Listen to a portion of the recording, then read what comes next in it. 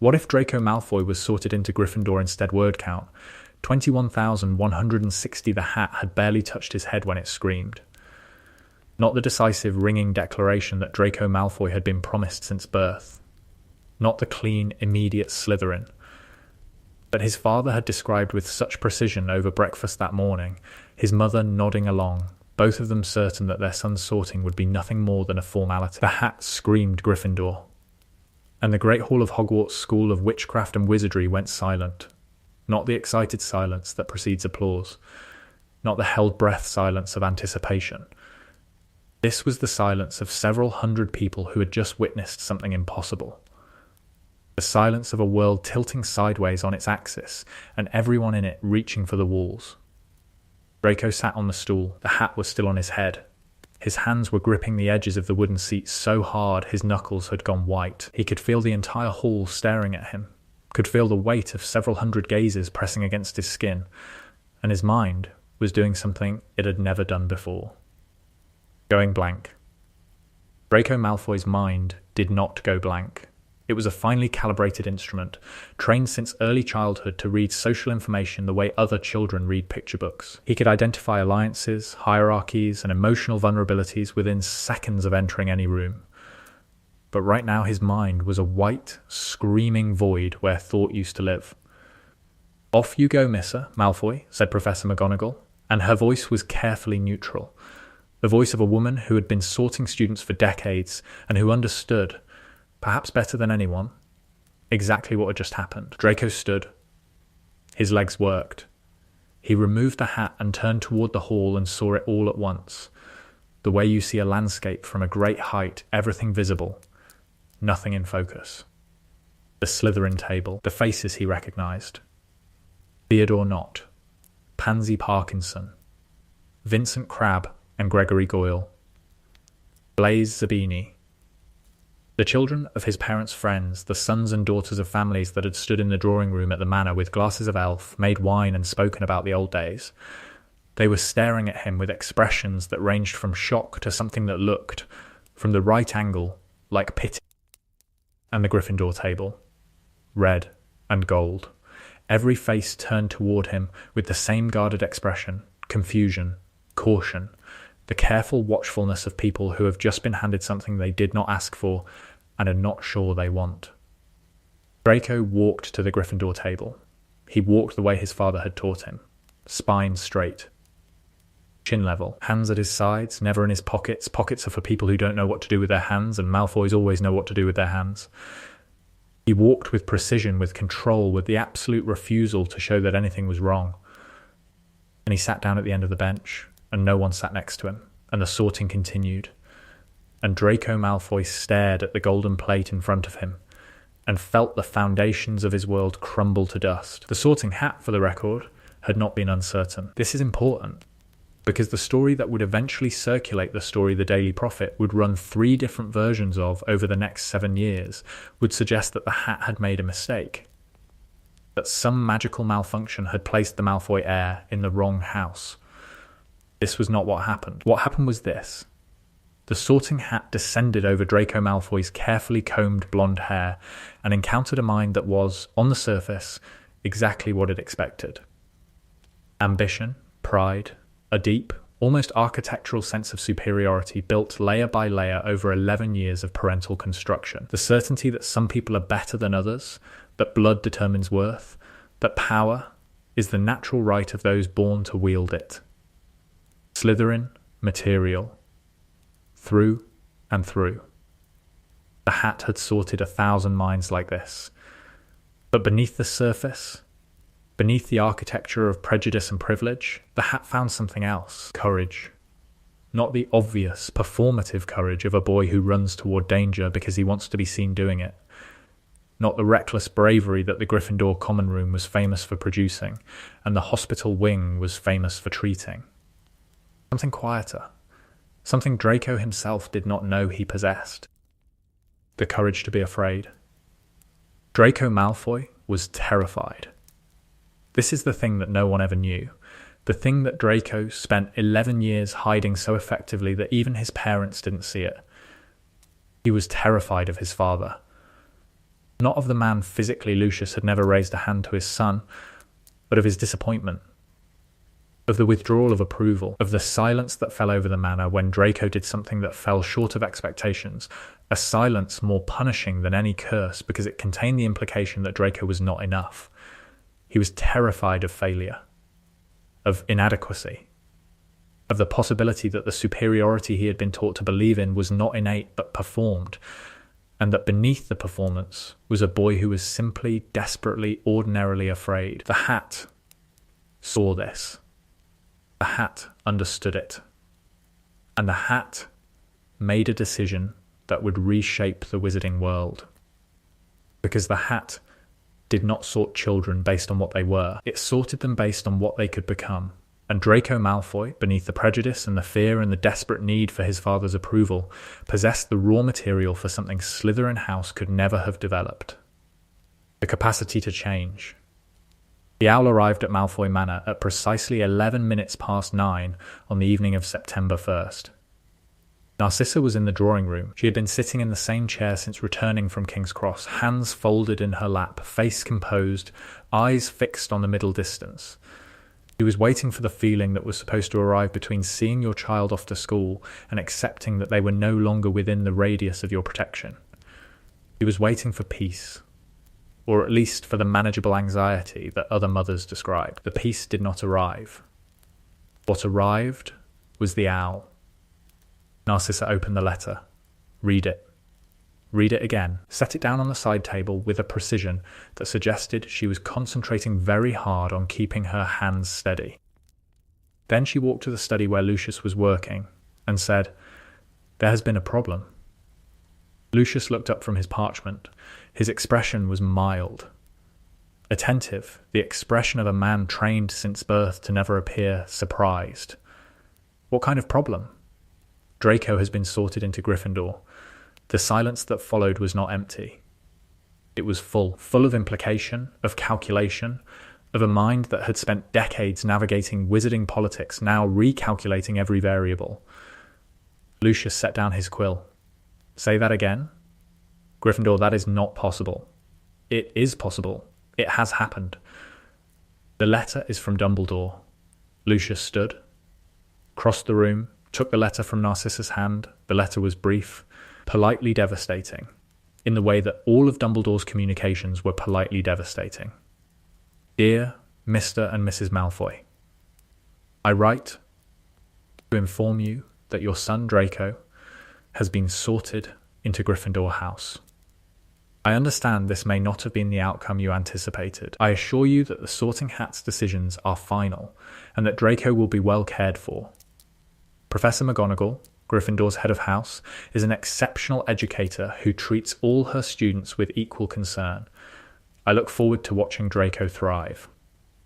With warm regards, Albus Dumbledore, he is mocking us," Lucius said. Perhaps he is simply informing us. Every word of this letter is a knife wrapped in velvet. The outcome you anticipated. Equal concern. He knows exactly what this means. What does it mean, Lucius? Lucius looked at his wife, at the woman who had navigated the treacherous social waters of wizarding society with a grace and intelligence that, in his most honest moments, he knew exceeded his own. "It means our son is in the house of our enemies. It means every family we know will see this as a sign of weakness, of impurity. He is not impure. I did not say he was. I said that is how it will be perceived. Then we must manage the perception." "How?" Narcissa was quiet for a moment. Then she said something Lucius would remember for the rest of his life, something that revealed in 4 words the fundamental difference between them. "We love our son. That is not a strategy. It is the only strategy that matters." Draco's first night in Gryffindor Tower was the longest night of his life. The tower was everything Slytherin was not.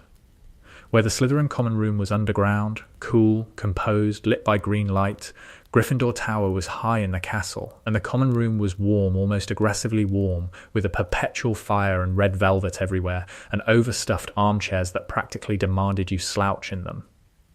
Malfoys did not slouch. The other first-year boys were Neville Longbottom, who had already lost his toad twice and looked at Draco with frozen terror, Ron Weasley, with red hair and hand-me-down robes, Dean Thomas, Seamus Finnegan, and Harry Potter. Harry Potter. Draco had met Harry in Madame Malkin's, had tried to do what his father instructed, befriend the boy who lived, bring him into the fold. The conversation had not gone well. Draco had mentioned blood status. Harry had not responded the way Draco expected. There had been an awkward silence, and Draco had left with the unsettling feeling that his script was not working. Now they were in the same dormitory. 5 beds, crimson curtains, a window overlooking the Forbidden Forest. Draco lay in bed, with the curtains drawn and his eyes open, and tried to understand what had happened to him. He was supposed to be in the dungeons.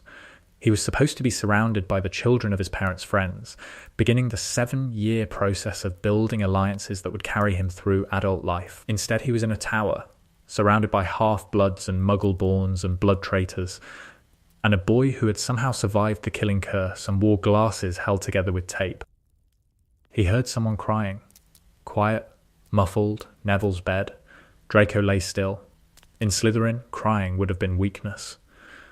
The correct response was exploitation or contempt. His father's voice was very clear. Crying is for people who have run out of options. Malfoys do not run out of options. Neville cried. And Draco, lying in the dark in the wrong house in the wrong life, was doing the same thing on the inside. He did not get up. He did not offer comfort. In Slytherin, the correct response to another person's tears was exploitation or contempt. He lay in bed and listened and did nothing, and hated himself for doing nothing, and did not understand why he hated himself, because doing nothing was, according to everything he had been taught, exactly the right response. But the next morning, at breakfast, Draco sat near Neville. Not next to him, near him. Close enough that Neville could feel the presence without the pressure. And when Neville couldn't find his toad and his eyes started to fill, Draco said, without looking up from his eggs, check the 3rd floor bathroom. Toads like the pipes. Neville stared at him. Well? Go on. Your toad isn't going to find itself. Neville went, found Trevor in exactly the place Draco had described, came back and sat down and said, Thank you. Don't mention it. Literally, if anyone asks, I was eating breakfast and not paying attention to your amphibian crisis. This was not kindness. Not exactly. It was the ghost of kindness, the shadow of it, the muscle memory of compassion trying to reassert itself against 11 years of training. But it was something. A beginning. A seed planted in soil that had been salted against exactly this kind of growth. Neville noticed. Neville, who was afraid of everything, who stumbled through corridors and forgot passwords and melted cauldrons with the reliability of a natural disaster, was also the most perceptive observer of human behaviour in the dormitory. Because people who are afraid learn to watch. They learn to read the room, to identify the threats, to notice the small shifts in expression and posture that telegraph the difference between safety and danger. Neville watched Draco for a week and concluded, quietly, privately, without telling anyone, he's not like the others. He's pretending to be. But he's not. This conclusion would prove to be one of the most important assessments Neville Longbottom ever made. Something was wrong. Not with the hat, not with the house, with him. Something inside Draco Malfoy was breaking, and he did not yet know its name. The first potions class was a revelation. Snape swept into the dungeon with his black robes billowing and found Draco Malfoy sitting on the Gryffindor side of the room.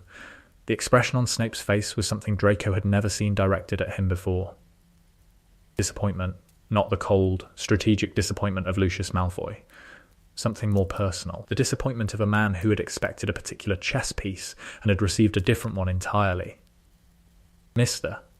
Malfoy, Snape said, and the slight pause before the name told Draco everything about where he now stood. Professor, I expect the same standard from Gryffindor students as from Slytherins. Excellence, I understand, sir. Do you?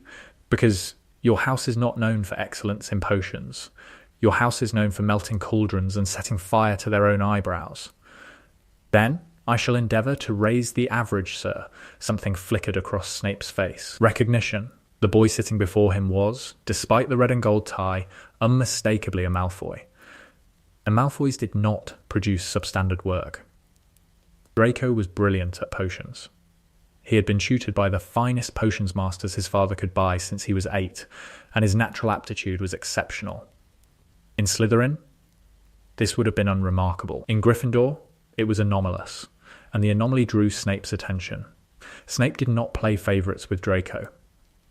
This was notable because Snape played favourites with everyone, showering Slytherins with points and drowning Gryffindors in deductions. But Draco occupied a strange no-man's land in Snape's worldview, a Malfoy in Gryffindor, a pure blood among half-bloods, a puzzle whose pieces refused to fit. The result was uneasy neutrality. Snape did not praise Draco publicly, did not criticise him, simply graded his work with the same silent standard he applied to himself, and when Draco's work was excellent, Snape said nothing. In Snape's emotional vocabulary, saying nothing was the closest thing to a compliment. Harry noticed. Harry, who bore the full force of Snape's displaced fury every class, noticed the way Snape treated Draco differently. "Snape hates you less than the rest of us," Harry said one evening in the common room. "That is a very low bar. It's something. Why? My father and Snape were in the same circles. The Malfoy name carries weight, and Snape respects competence. There's something else. There's always something else with Snape. That doesn't mean we're entitled to know what it is." Harry looked at Draco with the expression he wore when thinking hard about something, the expression of a boy who had spent 10 years observing from the margins, watching the Dursleys' world without being part of it, and who had developed an ability to see what other people tried to hide. "You're more perceptive than people give you credit for," Draco said. "So are you." "I know. I just don't advertise it. That's the most Slytherin thing about you." Please don't use that word, I'm trying to move on. The first week was a disaster. Not publicly, Draco was a Malfoy, and Malfoys did not have public disasters. He attended classes, took notes, performed adequately in charms and transfiguration and well in potions, but socially, Draco was drowning. The Gryffindors did not trust him. This was reasonable. They had spent the train ride and the feast hearing about the Malfoy family from older students. The Malfoys were rich, pure blood, connected to the dark arts, and had been on the wrong side of the war. Draco in Gryffindor was not a welcome surprise. It was a threat assessment. Ron Weasley made it simple.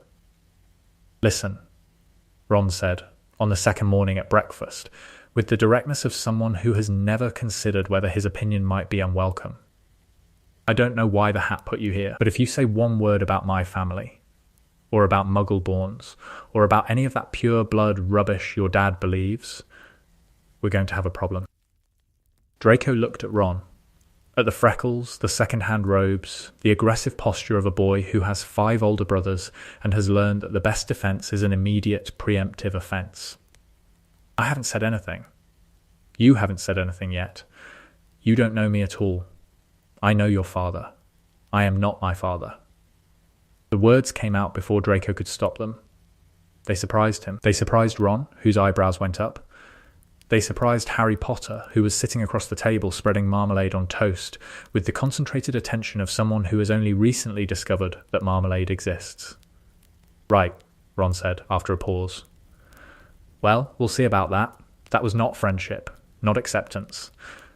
But it was, in its blunt, graceless way, an opening.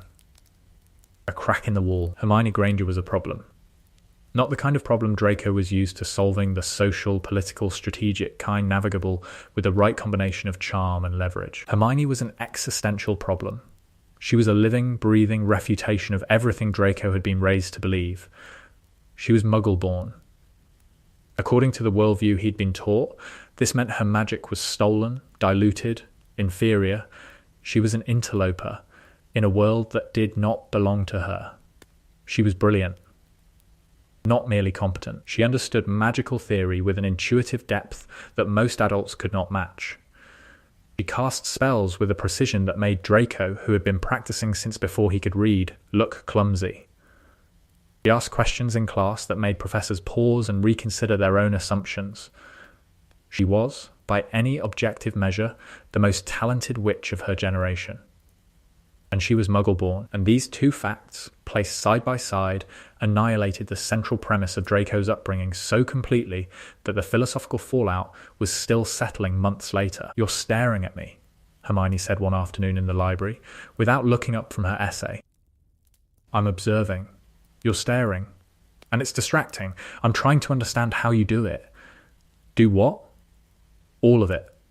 You had no exposure to the wizarding world before you were 11. No tutors, no practice, no generational knowledge. You arrived with nothing, and within 3 months you were outperforming students immersed in magic since birth." Hermione set down her quill. "Is this a compliment or an accusation? It's a genuine question. I work hard.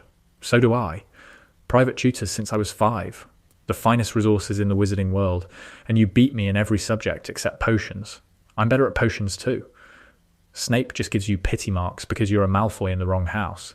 He does not Draco stopped. Considered, he might do that. He definitely does that. Regardless, my question stands." Hermione looked at him, really looked, with those brown eyes that saw everything and judged nothing and demanded the best from everyone. "Because I have to," she said. "Because people like your father think people like me don't belong here. Every time I master a spell or ace an exam or outperform someone who thinks their blood makes them special, I prove they're wrong. I don't have the luxury of being mediocre. Mediocrity is only acceptable when you have a family name to fall back on." Draco was quiet for a long time. "That's not fair," he said. "No, it shouldn't be that way. No, I'm sorry. For what? For being part of the world that made it that way." Hermione studied him. Then she did something unexpected. She smiled. "You're not part of that world anymore, Draco. You're part of this one, where people are judged by what they do, not what they were born into. That world sounds exhausting.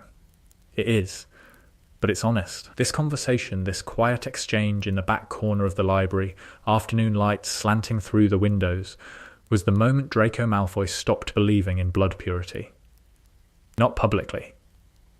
Not dramatically. He simply sat and listened to a Muggle-born girl explain why she worked harder than everyone else, and the explanation made more sense than anything his father had ever told him, and the contradiction between two worldviews resolved itself with a click so quiet that no one heard it but him. The process of deconstructing 11 years of ideology is not a single moment. It is 1,000 moments. It is a Tuesday afternoon in a library, and a Wednesday morning in Charms class, and a Thursday evening in the common room, each one a brick removed from a wall that his parents had built around his mind. Each one letting in a little more light. He noticed things. The way Hermione's face lit up when she solved a problem not with pride, not with the calculating satisfaction Draco associated with achievement, but with pure, uncomplicated joy. The way Ron gave away food without thinking about it. The way Harry treated everyone the same, whether they were the child of an ancient house or a Muggle-born first year crying in a corridor. He noticed that these people his father called inferior, these people the ideology said were lesser, were kinder than anyone he had ever known. Not because kindness was valued in their families, though it was, but because kindness was their default state. It was not performed, it was not strategic, it was simply who they were. And Draco, who had been trained to see kindness as weakness, began to understand that kindness might be the most powerful thing in the world. Not because it conquered enemies, because it made enemies irrelevant. Because a world where people are kind to each other is a world where the entire machinery of blood supremacy, the hierarchies, the exclusions, the careful, systematic dehumanization of people who are different becomes not just wrong, but unnecessary, meaningless, a solution to a problem that does not exist. This was the most dangerous idea Draco Malfoy had ever encountered, and it had been delivered by a 12-year-old girl in a library. By October, Draco had established a position in Gryffindor that was unique in the house's history. He was not popular. He was not beloved. But he was respected. This respect had been earned in Gryffindor's currency. action. Small actions. Mostly, he helped first years find classrooms when the staircases changed not from kindness, but because he had memorized the castle's layout within 3 days. Because Malfoys did not get lost. He answered questions in class with a precision that earned points. He stood up to Peeves the Poltergeist, which no first year had done in living memory. And the fact that he did it not with a spell, but with a tone of voice so icily commanding that Peeves actually froze, became a story the older students told with grudging approval. And Draco did not bully anyone. This is worth noting, because it was expected. Everyone expected the Malfoy boy to be cruel, to use his intelligence as a weapon, his social skills as a bludgeon, his pure blood arrogance as a battering ram. He did none of these things. Not because he was incapable, his father had given him a masterclass in social cruelty, but because something was changing inside him, a fundamental recalibration. The rules he had spent 11 years learning were wrong. Not factually wrong, not provably wrong. Wrong in the way that a perfectly constructed house is wrong when it has been built on the wrong foundation. Everything looks right. Everything functions. But the whole thing tilts, and you can feel the tilt in your bones, and the tilt gets worse every day. Halloween was the night Draco chose, not the hat. Not circumstances. Draco Malfoy, in a moment of absolute clarity, made a choice that his father would have called betrayal, and his mother would have called inevitable. The troll was in the dungeons. Dumbledore announced it at dinner. Prefects were to lead houses to dormitories. Harry and Ron did not follow. They had remembered that Hermione was in the girls' bathroom, crying because Ron had said something cruel about her at dinner, and they had gone to find her, because the idea of a classmate facing a mountain troll alone was, to a Gryffindor, worse than the idea of facing a mountain troll themselves. Draco was halfway up the stairs to the tower when he realized they were missing. He looked behind him, saw the empty space where Harry and Ron should have been, made a calculation so rapid it was almost involuntary. Going after them was dangerous. Against the rules. Exactly the kind of reckless, idiotic, suicidally brave thing that Gryffindors were famous for, and that his father would have called evidence of genetic inferiority. Draco went after them. He found them outside the girls' bathroom. He could hear the troll inside the crash of sinks, the grunting of something massive and dangerous. He could hear Hermione screaming. Ron said, "We have to do something." Harry said, "I know." Draco said, "The troll's weakness is its knees, proportionally small for its body mass. Hit them and it falls. Once it's down, a levitation charm on the club will finish it." Ron and Harry stared at him. "What?" I read. They went in. The troll was 12 feet tall, grey-skinned, holding a club the size of a tree. Harry jumped on its back. Ron cast the levitation charm. And Draco cast a tripping jinx at its ankles that sent the troll crashing to the floor with a sound like a cathedral collapsing. The club fell on the troll's head. The troll stopped moving. The four of them stood in the wreckage. Dust settling. Water spraying from broken pipes. The smell of troll, which was the worst thing Draco had ever experienced, and he had been to a party at the Goyle estate. Hermione was staring at them. At Harry and Ron, who had come to save her, and at Draco, who should not have been there, who had no reason to be there, who had been raised in a house where people like Hermione were spoken about as if they were a different species. "Thank you," she said. "Don't mention it," Ron said. "Literally," Harry said. "We're going to get in so much trouble." Draco looked at his hands. They were shaking. Not from fear, the fight had been almost mechanical. The shaking was from the realization that he had just risked his life for a muggle-born witch, and it had not felt wrong. It had felt right. Not in the way his father's approval felt right, which was conditional and fragile and had to be earned anew every day. Right in a deeper way. The way breathing feels right, or standing on solid ground. Then the professors arrived, and McGonagall's lips were thinner than a razor, and Snape's eyes were black and burning. And Dumbledore was standing behind them both with an expression simultaneously disapproving and delighted. After the troll, they were four. Not 3 and 1, not the golden trio plus an awkward appendage. 4, a unit with its own dynamics and rhythms. Harry was the centre, Because Harry was always the centre, not because he wanted to be, but because things happened around him with a frequency that defied probability. Ron was the heart, the emotional anchor, whose loyalty created a gravitational field that held the rest in orbit. Hermione was the mind, the engine that turned instinct into strategy and chaos into plan.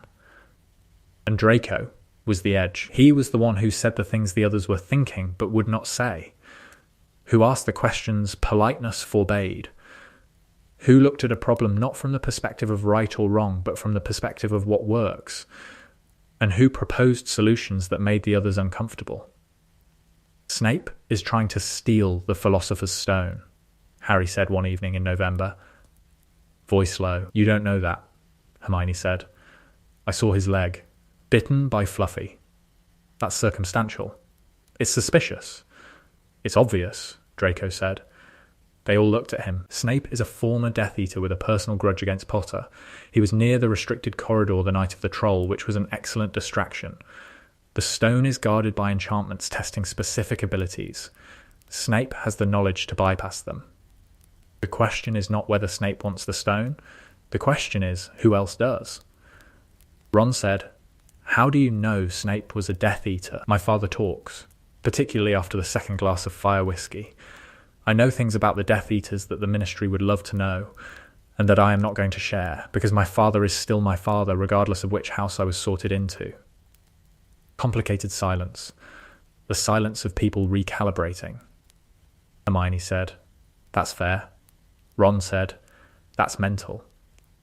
Harry said, What else do you know? And Draco, for the first time in his life, shared information his father had given him in confidence, not because it was strategic, but because the people around this fire were his people, and his people needed the information. He told them about the stone, about Nicholas Flamel, about the elixir of life. He told them what he knew about the protections. If Snape isn't the one trying to steal it, Hermione said, then who is? Professor Quirrell, Draco said. Quirrell? The stuttering wreck? The stuttering wreck who spent a year travelling in Albania, who arrived with a turban that smells like garlic, which is a traditional ward against vampires, not a fashion choice. Whose classroom smells wrong? Wrong how? Like something dead. The fire crackled. November wind howled across the grounds. You're scary sometimes, Ron said. Thank you. That wasn't a compliment. I know. The confrontation happened in June, and it happened because Draco solved Snape's logic puzzle in 43 seconds. They went through the trapdoor together. Draco had argued convincingly that separating was tactically insane. Strength in numbers, Draco said. Always. That's not very Gryffindor, Ron said. It's very Malfoy. And Malfoys survive. They survived the Devil's Snare because Hermione remembered it hated fire. The flying keys because Harry could fly better than anyone alive. The chess set because Ron played the game of his life, brilliant and brave and willing to sacrifice himself. Draco would remember the expression on Ron's face as the White Queen struck him down the calm, settled acceptance of a boy who has decided his friends' lives are worth more than his own. The potions puzzle stopped them. One bottle to go forward, one to go back. There's only enough for one person, Hermione said. It should be Harry, Ron said from the floor. No, Draco said. It should be two. He picked up the smallest bottle, examined it, held it to the light. This is a standard shrinking solution modified with essence of Dittany. The dose is enough for one adult or two children of approximately 60 pounds. Potter, how much do you weigh? I don't know. Less than 60 pounds, given that those muggles you live with apparently believe feeding children is optional. I weigh approximately 55. We can split it. That's cutting it very fine, Hermione said. I am a Malfoy. We do not do things crudely. They split the potion. Walked through the fire together. Found Quirrell, and the face on the back of his head, and the truth about Voldemort. Draco had grown up hearing Voldemort's name spoken with reverence, not openly, but in unguarded moments. Voldemort was the great absence at the centre of the Malfoy family's life, the missing piece around which everything else was arranged. And now, He was here. A face on the back of a skull. A parasite. A thing neither alive nor dead, clinging to a weak man's body like a vine strangling a tree. Harry Potter, the face said. And a Malfoy. In Gryffindor. How unexpected.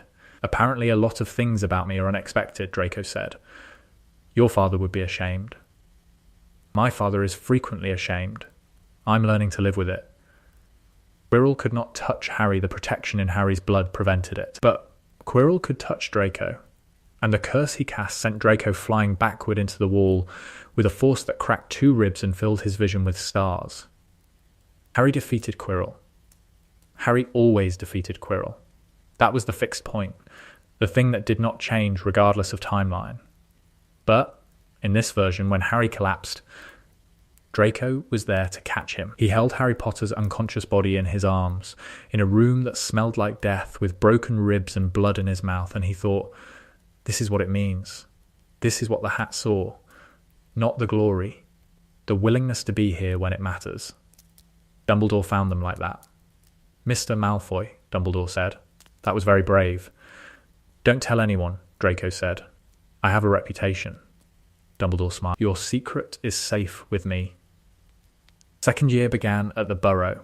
The invitation arrived by Owl, carried by Errol, the Weasley family's elderly bird, who flew with all the aerodynamic grace of a thrown brick. Draco was at the manor, avoiding his father, when Errol crashed through his window, deposited a letter on his desk, and collapsed on the floor. My mum says you can come for the last 2 weeks. She's making extra beds.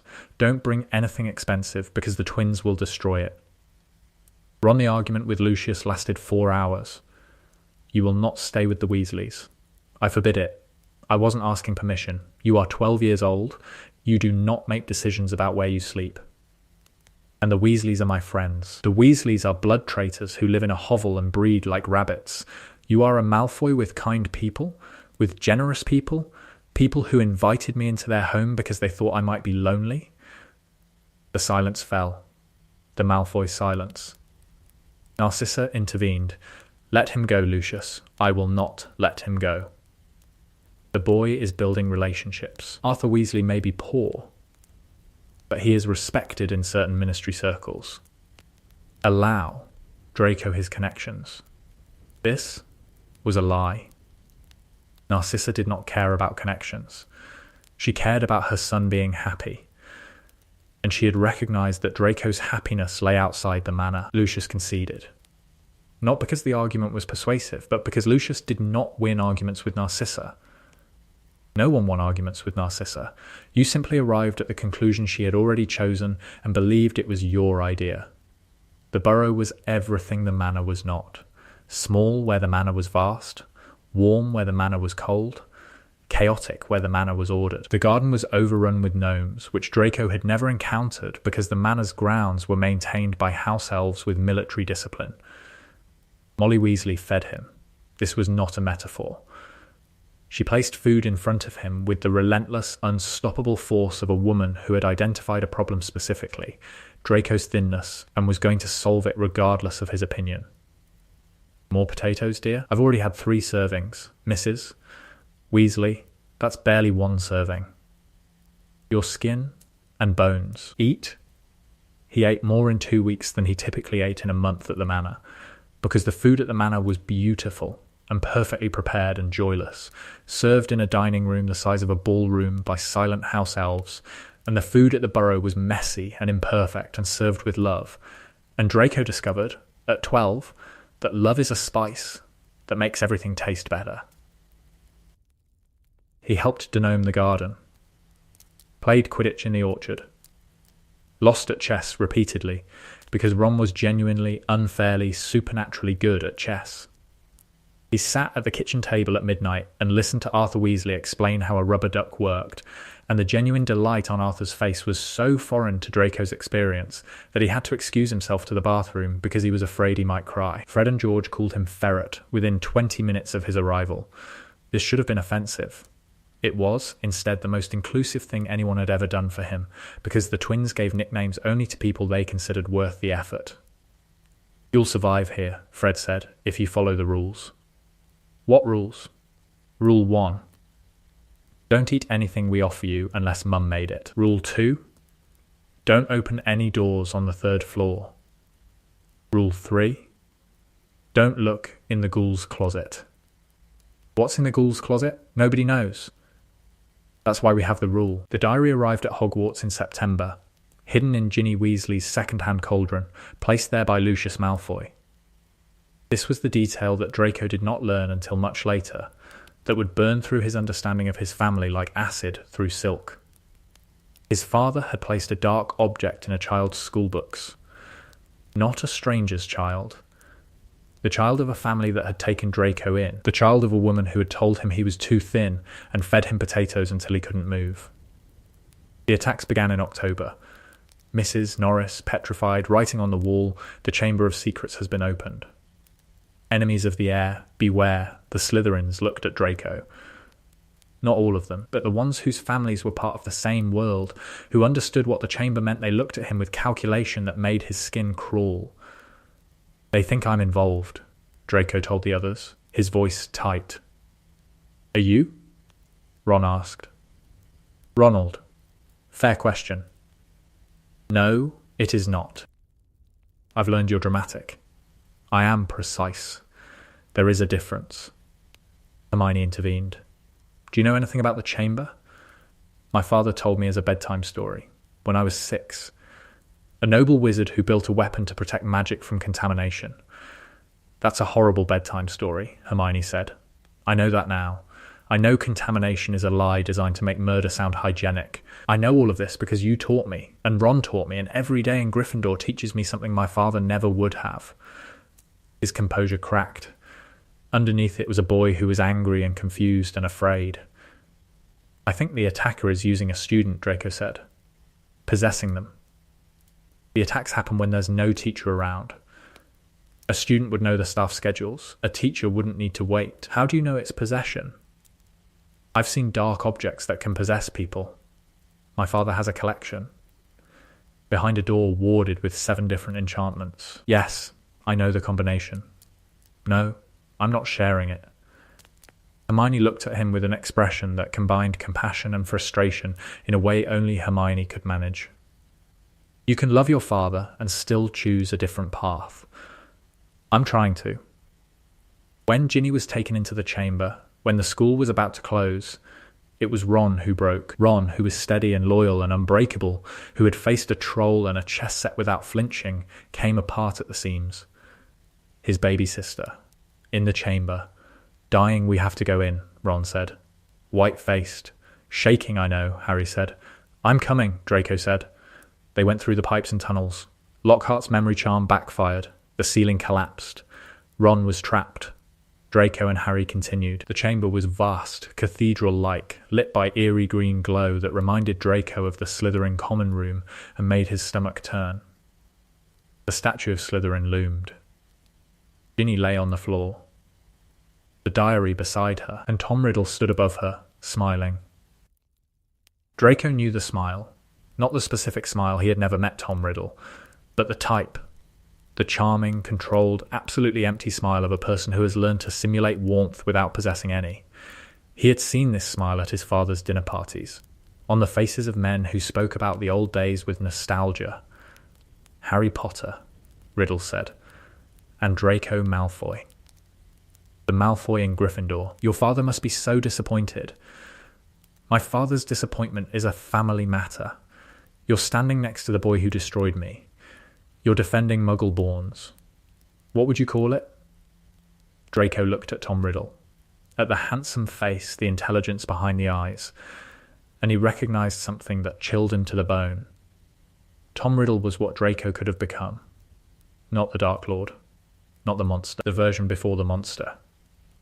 The charming, brilliant, ruthless young man who understood people perfectly and cared about them not at all, who used his intelligence as a weapon and his charm as a shield.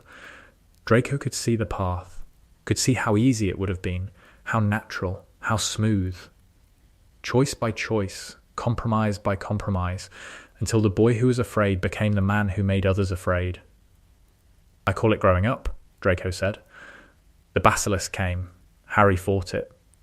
Fawkes brought the sorting hat. The sword appeared. Harry stabbed the basilisk through the roof of its mouth and nearly died from the venom. Draco carried Ginny to the tunnel entrance, passed her through the rubble to Ron. "She's breathing," Draco said. "Cold but breathing." Ron's face crumpled. The relief was absolute. "Thank you," Ron said. "Don't mention it." "I mean it." "Malfoy." Something shifted between them. Not dramatic. Quiet. Two people who had been circling each other for 2 years finally arriving at the same place. "You're welcome, Weasley. The dinner that burned everything happened the first night of the summer after second year." 3 Malfoys. A table that seated 20. Food prepared by house elves in a silence loaded with things not being said. "Tell me about your classes," Lucius said. "I'm second in the year, behind Granger, behind the Muggle-born girl, behind Hermione. You should be first." "She's smarter than me, Father. That is not possible. It is a demonstrable reality. She outperforms me in every subject, except potions. If intelligence were determined by blood, she should be mediocre. She is brilliant, which suggests that blood supremacy has some significant explanatory gaps." Lucius stood. His chair scraped the floor. His hands, Draco noticed, were shaking. Not with anger, with fear. The fear of a man watching the architecture of his world collapse from the inside. "You will not speak to me this way in my own house. Then where should I speak to you this way?" The truth does not change with the venue. Narcissa's wineglass touched the table. "Enough, both of you. I'm not finished, Mother. Yes, you are." She looked at Draco with understanding. She knew. She had always known that the hat was right, that her son was not what Lucius wanted, and she had loved him anyway. Quietly, fiercely, in the way that mothers love, which is the way that does not require the child to be anything other than what they are. Narcissa wrote to Draco every week during term. Letters that were warm and careful and contained between the lines, the message that she was on his side. Always, she also wrote to Lucius. Different letters. "He is still our son. He is brilliant. He is brave. These are not insults, Lucius." Lucius read these letters and did not respond. But he kept them, all of them, in a locked drawer. And years later, after the war, when Draco found them, he understood that his father's love had always been present, just buried so deep beneath pride and fear and ideology that it could not reach the surface. Third year brought the Dementors and Remus Lupin and Sirius Black, and each of them changed Draco in ways he did not expect. The Dementors affected him differently than the other students. Most people experienced their worst memories. Harry heard his mother screaming. Ron felt the cold of abandonment. Hermione felt failure. Draco felt his father's silence. The specific silence of a dinner table when Draco said the wrong thing. The absence of warmth that was worse than anger, because anger at least confirmed that you mattered. Silence said, "You have ceased to be relevant." The first time a Dementor came near the Hogwarts Express, Draco's hands went cold, and his vision tunneled, and the temperature inside his chest dropped to something below human. He did not faint. Harry fainted. Draco stayed conscious through sheer bloody-minded refusal, and when Lupin gave them chocolate, Draco ate his piece and said nothing and stared out the window. "You okay?" Ron asked. "Fine," you went grey. I said I'm fine. Don't Weasley me. We've been sharing a dormitory for 2 years. I know when you're lying. Then you know I'm fine. And I'm lying. And I'd appreciate you not pressing the point. Ron looked at him. Then nodded. Okay. But if you want to talk, I won't. Okay, this was the language they had developed. Not warmth, exactly, not the open affection Ron shared with Harry. Something more angular, more careful. A friendship built from the outside in, constructed through shared experience rather than natural affinity, but no less real for its unusual architecture. Lupin noticed Draco. This was unusual. Draco had perfected the art of being noticed only when he wanted to be, but Lupin had the werewolf's sensitivity to emotional undercurrents. You're very quiet in class, Mr. Malfoy, Lupin said after defense one afternoon. I've been told speaking up too often is annoying. By whom? By everyone who's met Hermione Granger. Lupin smiled, the tired, warm, slightly sad smile that was his resting expression. You're deflecting. I'm being witty. There's a difference. The Dementors. What do you feel when they're near? Draco was quiet for a long time. Silence, he said. My father's silence. When he's disappointed. Shouting means you're still relevant. Silence means you've been erased. Would you like to learn the Patronus charm? That's not on the syllabus. No, but I think it would help. They practiced in the evenings. Draco struggled. The Patronus required a happy memory powerful enough to generate physical protection. Draco's memories were complicated. Happiness in the Malfoy household was always conditional, always performed, always the product of meeting expectations rather than experiencing joy, until he thought of the Gryffindor common room. Not a specific moment, the whole thing, the warmth of the fire, Ron's laugh, which was too loud and which Draco pretended to find irritating and secretly loved, Hermione's voice, reading aloud, pausing to explain something in a way that assumed you were intelligent enough to understand, Harry, sitting on the floor doing homework, looking up when Draco entered and saying, "There you are. Ron's about to lose at chess, and I need someone to witness it." The texture of belonging. Expecto Patronum. The swan burst from his wand. Silver, luminous, enormous. It swept through Lupin's office on wings that seemed to span the room. "Remarkable," Lupin said. "Don't tell Potter. Your secret is safe." Buckbeak was the test Draco almost failed. The hippogriff had scratched him. It hurt. His trained instinct was to retaliate, escalate, use the system the way Malfoys used the system. He wrote the letter to his father, wrote it in the heat of the moment, in the hospital wing, with the old programming running on full. Then he read it, and heard it in his father's voice. The satisfaction, the cold pleasure of having a grievance to exploit.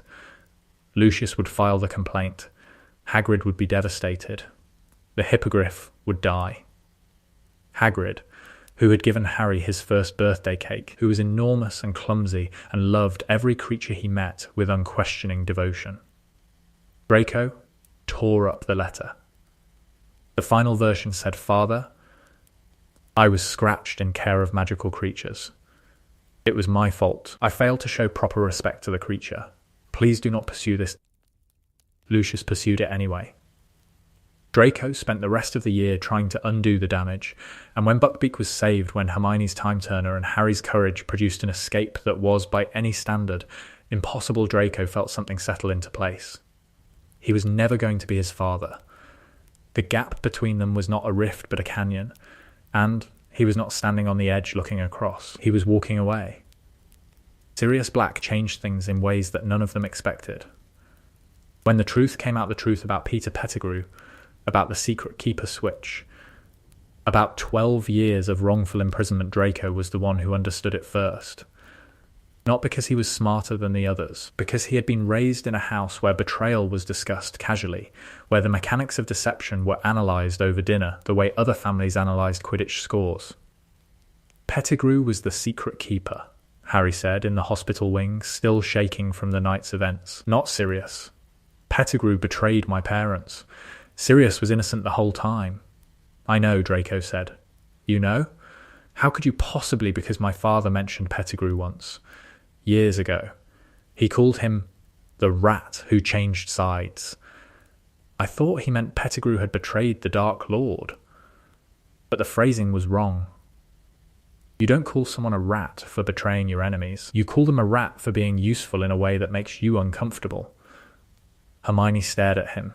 You deduced the entire Pettigrew conspiracy from a single word your father used at dinner? My father's language is very precise. Every word means something.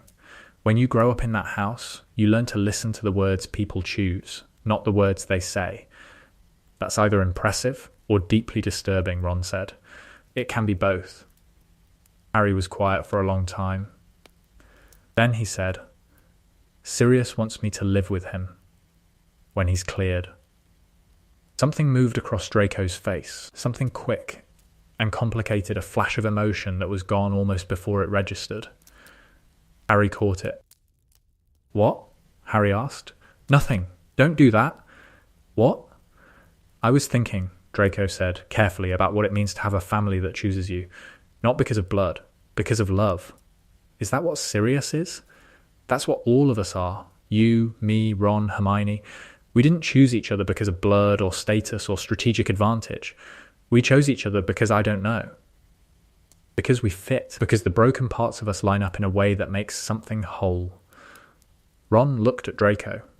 Really looked, with an expression of such open warmth that Draco had to look away. "Mate," Ron said, "that's the least Malfoy thing you've ever said." "I know. Don't get used to it. Too late." Fourth year brought the Triwizard Tournament, the Yule Ball, and the return of Lord Voldemort. Each of these events changed the wizarding world. The last one changed everything. The Yule Ball was the night that Draco Malfoy discovered he could dance. This should not have been a surprise. He had been trained in formal dancing since the age of 7, the way all pure-blood children were trained hours of instruction in the Manners Ballroom, a private tutor whose standards were so exacting that Draco could perform a waltz, a foxtrot, and a Viennese quadrille with the mechanical precision of a music box. But mechanical precision is not dancing. Dancing requires something that Draco had only recently acquired: the willingness to enjoy himself in public without calculating the strategic value of the enjoyment. He went with Daphne Greengrass, who was in Slytherin and who did not particularly like him but who appreciated his dancing and was pragmatic enough to accept an invitation from the best dancer in their year, regardless of house loyalties. "You're very good at this," Daphne said, as they waltzed past Harry, who was shuffling awkwardly with Parvati Patil and looking like he wished the floor would swallow him. "I was trained." There's a difference between trained and good. You're actually enjoying it. Is that unusual for a Malfoy? Extremely, they danced for 3 hours. Draco danced with Daphne, then with Hermione, who was resplendent in periwinkle blue, and who danced with a ferocity that suggested she was attacking the waltz rather than performing it then with Ginny Weasley, who was 13 and too young for the ball and had come as Neville's guest, and who danced the way she did everything, with fierce, joyful determination. "You're nothing like your father," Ginny said, as they moved through a particularly complex turn. "So I've been told. I mean it as a compliment. I know. I'm getting better at recognizing those." He watched Harry and Ron from the edge of the dance floor, watched their mutual awkwardness, watched Harry's utter inability to move his feet in coordination with music, and felt the warm, absurd affection that was becoming his default state around these people. Then the tournament happened. And Cedric died. And everything changed. Draco stood in the crowd at the third task and watched Harry stagger back from the maze holding Cedric's body. The look on Harry's face. Not just grief. Knowledge. The terrible, isolating knowledge of someone who has seen something no one else has seen. Harry had seen Voldemort. Voldemort had returned, and Draco, who had grown up in a house where Voldemort's return was spoken of as a promise rather than a threat, understood what this meant before anyone else in the stadium. He found Harry in the hospital wing that night, slipping through a passage behind a tapestry to bypass security. "Potter, go away. Malfoy, no." I said go away. "You've just watched someone die and fought the darkest wizard in history and you're lying here alone. If you think I'm going to leave, you don't know me at all." Harry looked at him, those green eyes flat with shock. "He killed Cedric. Just like that. Kill the spare." That's what he said. Like Cedric was nothing. Draco sat on the edge of the bed. "I know what Voldemort is. I've known since I was old enough to understand what the scars on my father's arm meant. Your father was there, in the graveyard, wearing a mask. He knelt. He called Voldemort my lord." Draco closed his eyes. "Yes, I know. He's a Death Eater. Yes, and I am not my father. I chose Gryffindor. I chose you. That choice does not become less real because the person who raised me made different ones." Harry was quiet for a long time. Moonlight cast silver squares on the stone floor. "Draco, yes, thank you for coming. Don't thank me. Just don't die. I've invested too much time in this friendship to start over." Harry almost laughed. It was a terrible sound, cracked and hollow, but it was there. Fifth year was the year Dolores Umbridge came to Hogwarts, and Draco discovered there were things worse than Death Eaters. Not more dangerous, but more insidious, because Umbridge did not announce herself as evil. She wore pink, She smiled. She called you dear and offered tea and then carved words into your hand with a quill that used your own blood for ink. I must not tell lies, Harry said, showing Draco the scars on the back of his hand. Draco looked at the words. Still red. Still raw. And he felt something that surprised him in its intensity. Rage, not the cold, calculated anger Malfoys were famous for. Real rage. Hot, uncontrolled, dangerous. I'm going to destroy her, Draco said. Draco not metaphorically. I am going to find every rule she has broken, every regulation she has violated, every legal precedent she has ignored, and build a case so airtight that the Visengamot will have no choice but to remove her. I am a Malfoy. We have questionable morals, but we have impeccable lawyers. You can't fight the Ministry. I can't fight it with spells. I can fight it with paperwork, and I am very, very good at paperwork. He was not joking. While Harry formed Dumbledore's army, Draco spent evenings in the library researching wizarding educational law and ministry governance. He compiled a dossier. 37 pages. Cross-referenced, annotated, every educational decree Umbridge had passed that violated existing Hogwarts governance structures. Every punishment she had administered that exceeded her authority. Every communication she had intercepted that violated student privacy protections under the Hogwarts Charter of 1312. He sent a copy to the Board of Governors. He sent a copy to the Wizengamot. He sent a copy to the Daily Prophet, addressed to the one reporter he knew would print it, not Skeeter, who would sensationalize it, but a junior reporter named Clemens, who had a reputation for thoroughness and who owed the Malfoy family absolutely nothing. Which was precisely why Draco chose her. Nothing happened immediately. The Ministry was too powerful, Umbridge too protected, the political climate too toxic. But the dossier existed. It was on the record. And when Umbridge eventually fell when the centaurs carried her screaming into the Forbidden Forest, the dossier was part of the evidence used to strip her of her position permanently. Draco never told anyone about the dossier. It was, in a sense, the most Malfoy thing he ever did, using bureaucracy as a weapon, deploying the system against itself with surgical precision. The only non-Malfoy part was the motive. He didn't do it for power or advantage. He did it because Umbridge had carved words into his friend's hand, and some things require consequences. He joined the DAR too. Not as a student, as an organizer. We need compartmentalization, Draco told Hermione. No one should know the full membership list. Communication through the coins only. Meeting times randomized. And, for Merlin's sake, stop calling it Dumbledore's army where people can hear you. You're treating this like a military operation. It is a military operation. Umbridge has criminalized learning. We are conducting an illegal educational program inside a government-controlled institution. He's right, Harry said. I'm always right, Draco said. You're frequently right, Hermione corrected. There's a difference. A small one. His Patronus in the Room of Requirement silenced everyone. The swan. Silver and fierce. Sweeping through the space. Because the Dar had all heard the rumours about the Malfoy boy, and here he was, producing a Patronus, a charm powered by genuine happiness, a charm dark wizards could not cast. Blimey, said Seamus Finnegan. Yes, Draco said. Blimey indeed. Neville spoke next. Which was surprising, because Neville's default state was silence, the protective silence of a boy who had spent his life being told he wasn't enough. But Neville looked at the swan Patronus and then looked at Draco, and something in his round, earnest face settled into resolution. I don't care who your father is, Neville said. Anyone who can produce a Patronus is fighting for the right side. The room was quiet. Then, Harry said, Neville's right. Draco is one of us. Has been since first year. If anyone has a problem with that, you can leave. No one left. The Dar trained twice a week.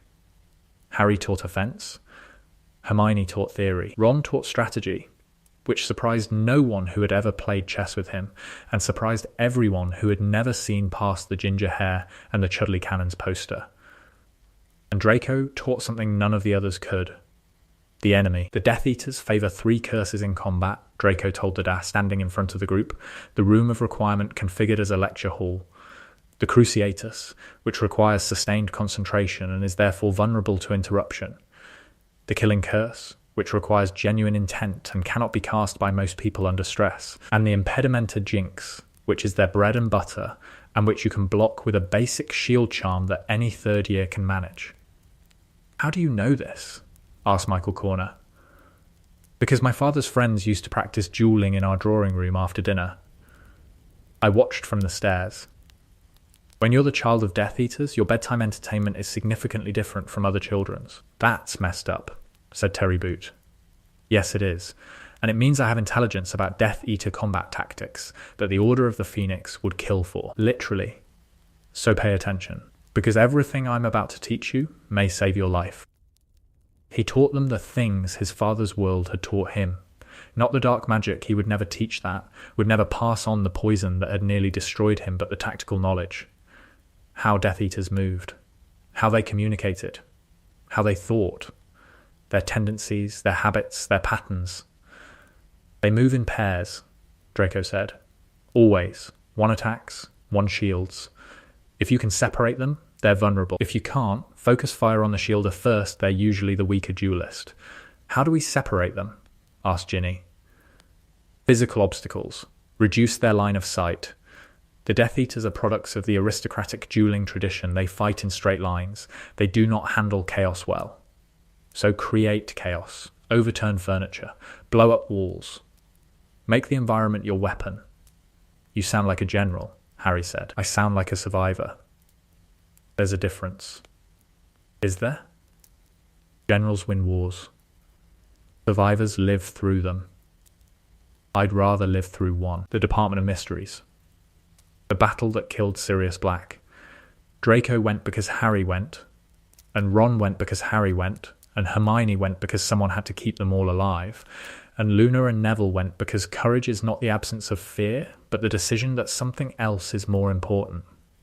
Spells flying through rooms full of strange, dangerous things. Draco fought his father's friends, people who had come to the manor for dinner, people who had given him birthday presents, who had told his parents what a fine boy he was, what a credit to the family. He hexed them, stunned them, shielded his friends from their curses. And when Lucius himself appeared, mask removed, wand raised, Draco stood between his father and Harry Potter. You'll have to go through me.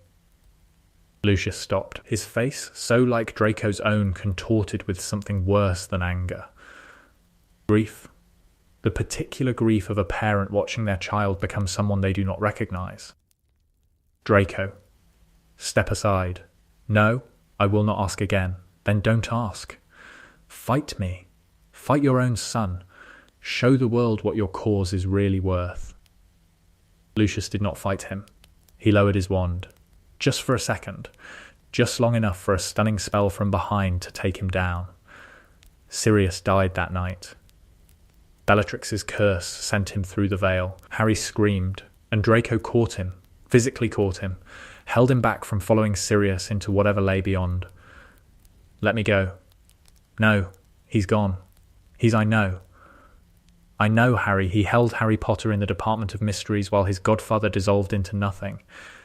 And he thought about his own father lying stunned 3 rooms away, and he felt the devastating weight of what this war was doing to families, to all of them. 6th year was the year everything broke. The Dark Lord gave Lucius an ultimatum. The Malfoy family had fallen from grace. Lucius's failure at the Department of Mysteries had cost Voldemort the prophecy, and the punishment was swift. Draco would be given the Dark Mark, given a mission. And if Draco failed, the entire Malfoy family would die. The mission was to kill Albus Dumbledore. Narcissa came to Hogwarts in October. She stood in Dumbledore's office with her face a careful mask, and Dumbledore had left them alone. He wants me to do what? Draco said. Kill the headmaster. He's insane. He is the Dark Lord. The distinction is academic. Mother, I can't kill Dumbledore. He's the only person standing between Voldemort and complete control of the wizarding world. I know. Then why are you telling me this? Because if you refuse, he will kill your father. And me. And then you. Draco sat down. 16 years old. In the headmaster's office at the school that had become his home, being told that a dark wizard wanted him to destroy it. What do I do?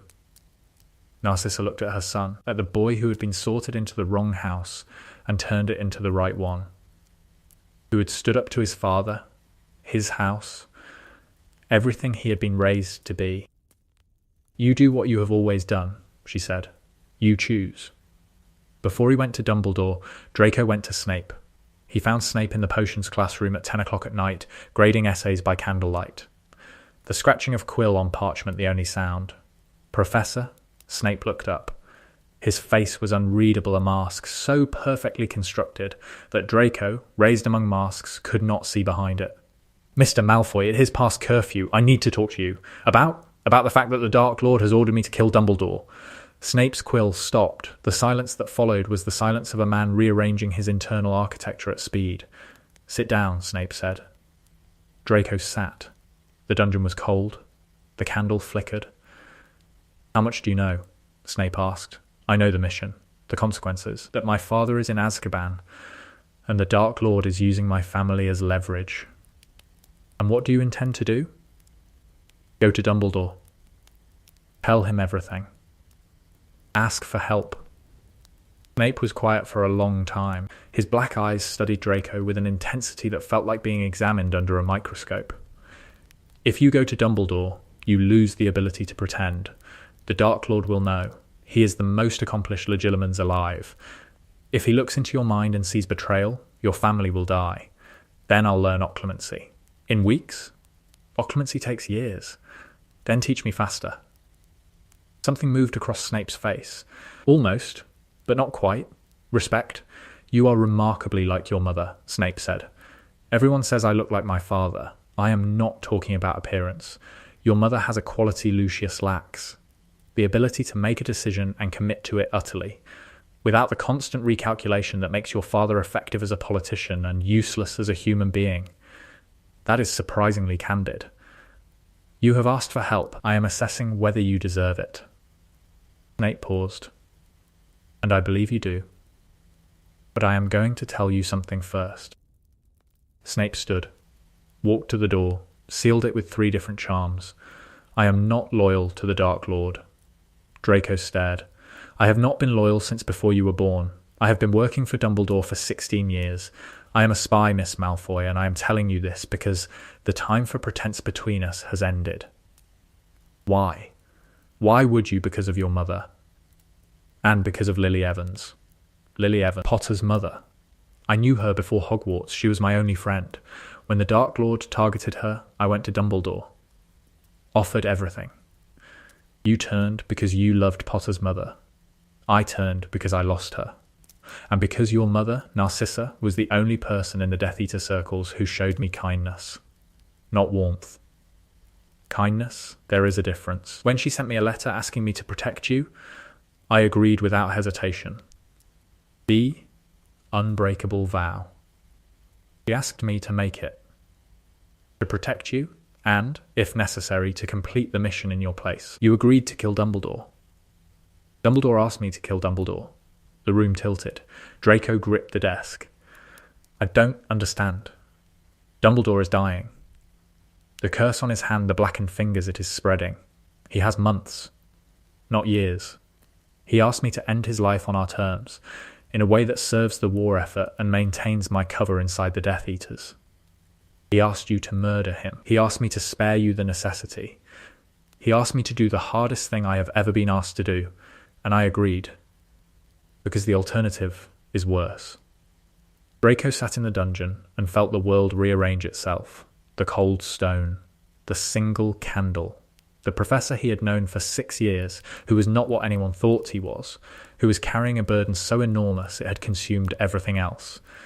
You've been alone in this for 16 years, Draco said. Yes, that is the bravest thing I have ever heard. Something extraordinary happened on Snape's face. For one fraction of a second, the mask slipped, and Draco saw what was underneath. Not coldness. Not cruelty. Pain. Vast. old, architectural pain. The mask returned. "Do not call it brave," Snape said. "Call it necessary. The two are not mutually exclusive, Professor." Snape looked at him. Then, for the first and only time in 6 years, he nodded. The acknowledgement of one spy to another, one performer to another, one person who carries secrets to another who understands the weight. "Go to Dumbledore," Snape said. "Tell him everything. And prepare yourself. The next year will be the hardest of your life. Harder than being a Malfoy in Gryffindor? Considerably. Dumbledore was expecting him. Lemon drop? No thank you, sir. They're rather good. Sir, the Dark Lord wants me to kill you." Dumbledore did not look surprised. He looked slightly sad. "Yes, I rather thought he might." They talked for 3 hours. Dumbledore told him about the Horcruxes, about the curse, about the plan that was, like all of Dumbledore's plans, brilliant and devastating and maddeningly vague.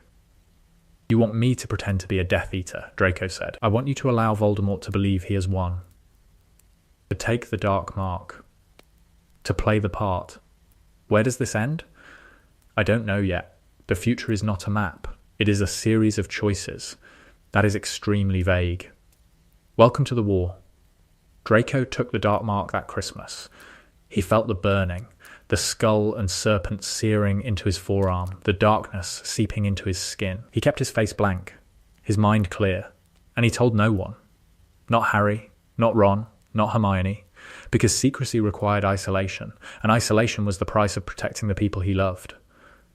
This was, he realized, what Snape had been doing for 16 years, living inside a lie, performing a role so convincingly that the people he was protecting thought he was the enemy. The hardest kind of courage, not running toward danger. Standing still while danger grew around you. Knowing your friends thought you were the enemy. He understood Snape for the first time, and he hated every second of it. The night Dumbledore died, Draco was on the astronomy tower. He disarmed Dumbledore. That was the plan. Snape would arrive. Snape would cast the curse. Every step choreographed. Dumbledore looked at him in the last moment. Blue eyes, dimming but present. "Thank you, Draco. You have been braver than anyone had the right to ask." Snape arrived. The curse was cast. Dumbledore fell. Draco watched the headmaster's body arc over the parapet and felt something inside him die with it. The certainty that the adults in his life knew what they were doing. The belief that there was a plan, a safety net. There was no safety net. There was only the tightrope, and the choice to keep walking. He walked. 7th year. The war consumed everything. Draco returned to Malfoy Manor as a Death Eater. He attended meetings. Sat at tables where Voldemort presided. Watched torture. Watched murder. Watched the systematic dismantlement of everything decent in the wizarding world. And he fed every piece of intelligence to the Order of the Phoenix through Narcissa. His mother was the intermediary, the bridge between her son and the resistance. The woman who had chosen her child over everything else, who passed messages and warnings with a calm that bordered on supernatural, who walked through a house full of Death Eaters with secrets in her pockets and love in her heart and nerves, made of something that had not yet been named because metallurgy had not advanced far enough. The information saved lives, not dramatically. Quietly, a family warned an hour before the Death Eaters came, a safe house relocated before discovery, a target identified before the mission was authorized. Small things. Things that no one would ever know about, because the nature of espionage is that success looks like nothing happened. Draco did not want a medal. He wanted to survive. Wanted his mother to survive. And he wanted, with a fierceness that surprised him, for Harry Potter to survive. Because Harry was the only person who could end this. The months were endless. Each day a performance. Each night a study in solitude, lying awake in his childhood bedroom in a house that had become a fortress of evil, listening to Voldemort's snake slide through the corridors, feeling the dark mark pulse on his arm like a second heartbeat, a heartbeat that belonged to someone else. He attended meetings, sat at the table in his own dining room while Voldemort discussed strategy and torture and the systematic subjugation of the wizarding world with the calm efficiency of a man planning a dinner party. Draco sat and listened and memorized and nodded at the appropriate moments and contributed when required, and went back to his room afterward and pressed his face into his pillow and screamed. The screaming helped, not much, but enough. There were moments of particular horror. The night that Charity Burbage, the former Muggle Studies professor, was brought to the table, suspended, pleading, she looked at Draco and the other Death Eaters with the desperate hope of someone who still believed that human beings could choose mercy.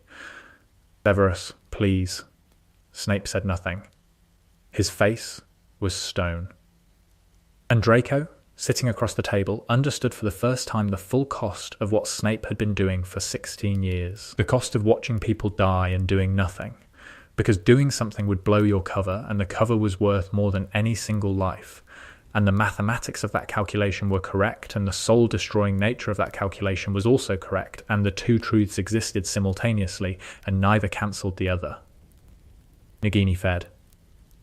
Draco did not look away. He had learnt that looking away was noticed, and being noticed was death. That night, he passed the intelligence to Narcissa. Every detail. The names, the plans, the locations discussed. The Order of the Phoenix would know within 12 hours. Families would be warned. Safe houses would be moved. It was not enough. It was never enough. People still died. The mathematics of war are merciless. You save 30 and lose 10. And the 30 are invisible because they are alive. And the 10 are visible because they are dead. And the dead weigh more on the conscience than the living, because the living don't need you anymore. Draco carried the weight. He missed Ron, missed the graceless, uncomplicated warmth of a boy who said what he meant and meant what he said, missed the arguments about Quidditch and the chess games he always lost, and the way Ron's face screwed up when he was thinking hard about something, like thinking was a physical activity that required his entire body to participate. He missed Hermione, missed the lectures and the corrections and the way she would look at him when he said something clever, the look that said, "You are almost as smart as me, and the almost is what makes this interesting." He missed Harry, missed the quiet understanding between them, the understanding of two boys raised in houses where they were not the people the adults wanted them to be. He missed them. And the missing was a physical thing, a weight on his chest. And it kept him alive, because you cannot miss something you do not love. And you cannot love something without wanting to see it again. And wanting to see it again is hope. And hope is the thing that keeps people walking on tightropes when the safety net is gone. One night in March, when the weight was heaviest, when Draco had spent the day watching Voldemort torture a Muggle family for information they did not have, when the screaming was still echoing in his ears, Narcissa came to his room. She did not knock. She simply opened the door and walked in and sat on the edge of his bed. He was lying on his back, staring at the ceiling, his hands pressed against his face. He was not crying. He had gone past crying sometime in January. "I know," Narcissa said. "You don't. I do. I have been sitting at that table for months. I have watched the same things you have watched, and I have felt the same things you have felt. How do you do it? How do you sit there and smile and pretend? I think about you, about the boy who stood up to his father at 12, about the boy who walked into a chamber full of monsters, about the boy who took the mark and told no one, and bore the weight alone because he thought that was what courage required. That's not courage, that's stubbornness. The two are not mutually exclusive. A very wise person told me that once. Who? You, when you were arguing with Snape. I was listening at the door. Draco looked at his mother. In the dim light, she looked younger than she was and older than she should be, and the combination was the exact face of a woman who has spent her life protecting something precious at the cost of everything else. "Will it end?" he asked. "Yes, how do you know?" "Because Harry Potter is alive, and as long as Harry Potter is alive, Voldemort cannot win. I have watched that boy survive the impossible since he was 1 year old. I am betting everything on his ability to do it one more time. That's not a strategy. It is the only strategy that matters." She kissed his forehead. The way she had when he was small, the way she had when he was afraid of the dark, before he learned that the dark was the least of the things to be afraid of. "Sleep," she said. "Tomorrow will be the same. But after tomorrow, there is the day after. And after that, there is the day after that. And one of those days will be the last day. And then we will go home. We are home. This is not home. This is a house that has been occupied by evil. Home is wherever you are free to be yourself. We will find it. I promise." She left. Draco lay in the dark and believed her, not because the belief was rational, because she was his mother, and his mother had never broken a promise. The Battle of Hogwarts arrived on a night in May, and Draco was ready for it. Not physically, he was exhausted, hollowed out by a year of living inside a performance, but in the architecture of his will, he was ready. He had been ready since he was 11, sitting on a stool, hearing a hat scream a word that changed his life. The battle was chaos, spells flying, walls collapsing, the castle screaming, ancient stones fracturing under dark magic, the foundations of a 1,000-year-old school shuddering as the war arrived. Draco cast off the Death Eater robes in the entrance hall, literally ripped them from his shoulders and dropped them on the flagstones. The gesture was theatrical, deliberately dramatic, and Ron, who had arrived through a secret passage with Hermione and a bag full of basilisk fangs, actually laughed. "You've always had a flair for the dramatic. I've been performing for a year. I deserve a curtain call." Draco Hermione stopped, stared at him. At the boy she hadn't seen in a year, thinner, harder, older, with dark circles under his eyes and a scar on his jawline that hadn't been there before. "You look terrible," she said. "Thank you. You look like you've been living in a tent." "I have been living in a tent." "That explains the hair. I will hex you." "I'd be disappointed if you didn't." He hexed Amicus Caro in the back and sent him crashing through a suit of armour. He duelled Yaxley in the third-floor corridor and won, using combat techniques Death Eaters had taught him, and the irony of using their own methods against them was not lost on him. Traitor. Bellatrix screamed from across the entrance hall, her face contorted with the fury of a woman watching her own nephew destroy everything she stood for. "Aunt Bella," Draco said, with the measured calm that was his most effective weapon, "I have been a traitor since I was 11. You're just slow." Bellatrix raised her wand.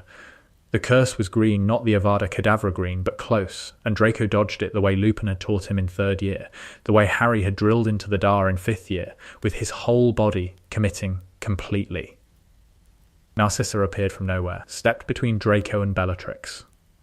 "If you touch my son," Narcissa said, in a voice so cold it could have frozen the lake, "I will kill you myself."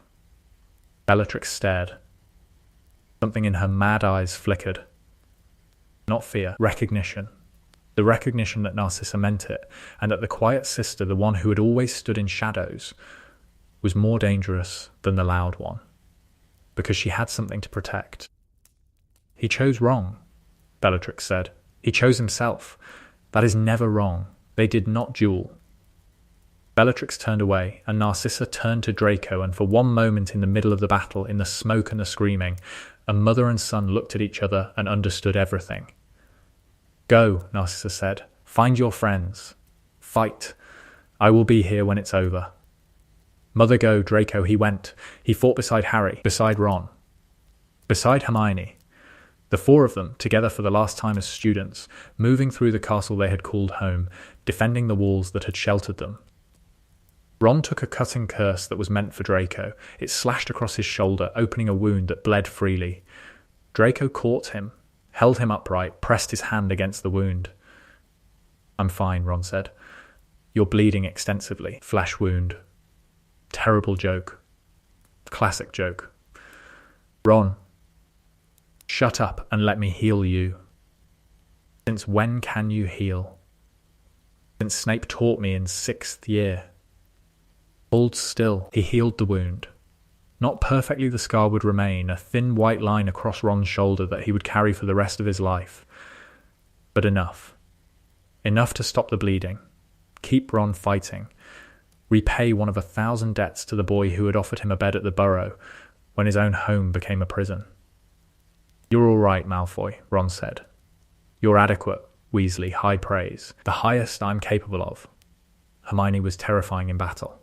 The girl who had arrived at Hogwarts as a bushy-haired overachiever had become a woman whose intelligence was no longer theoretical but applied.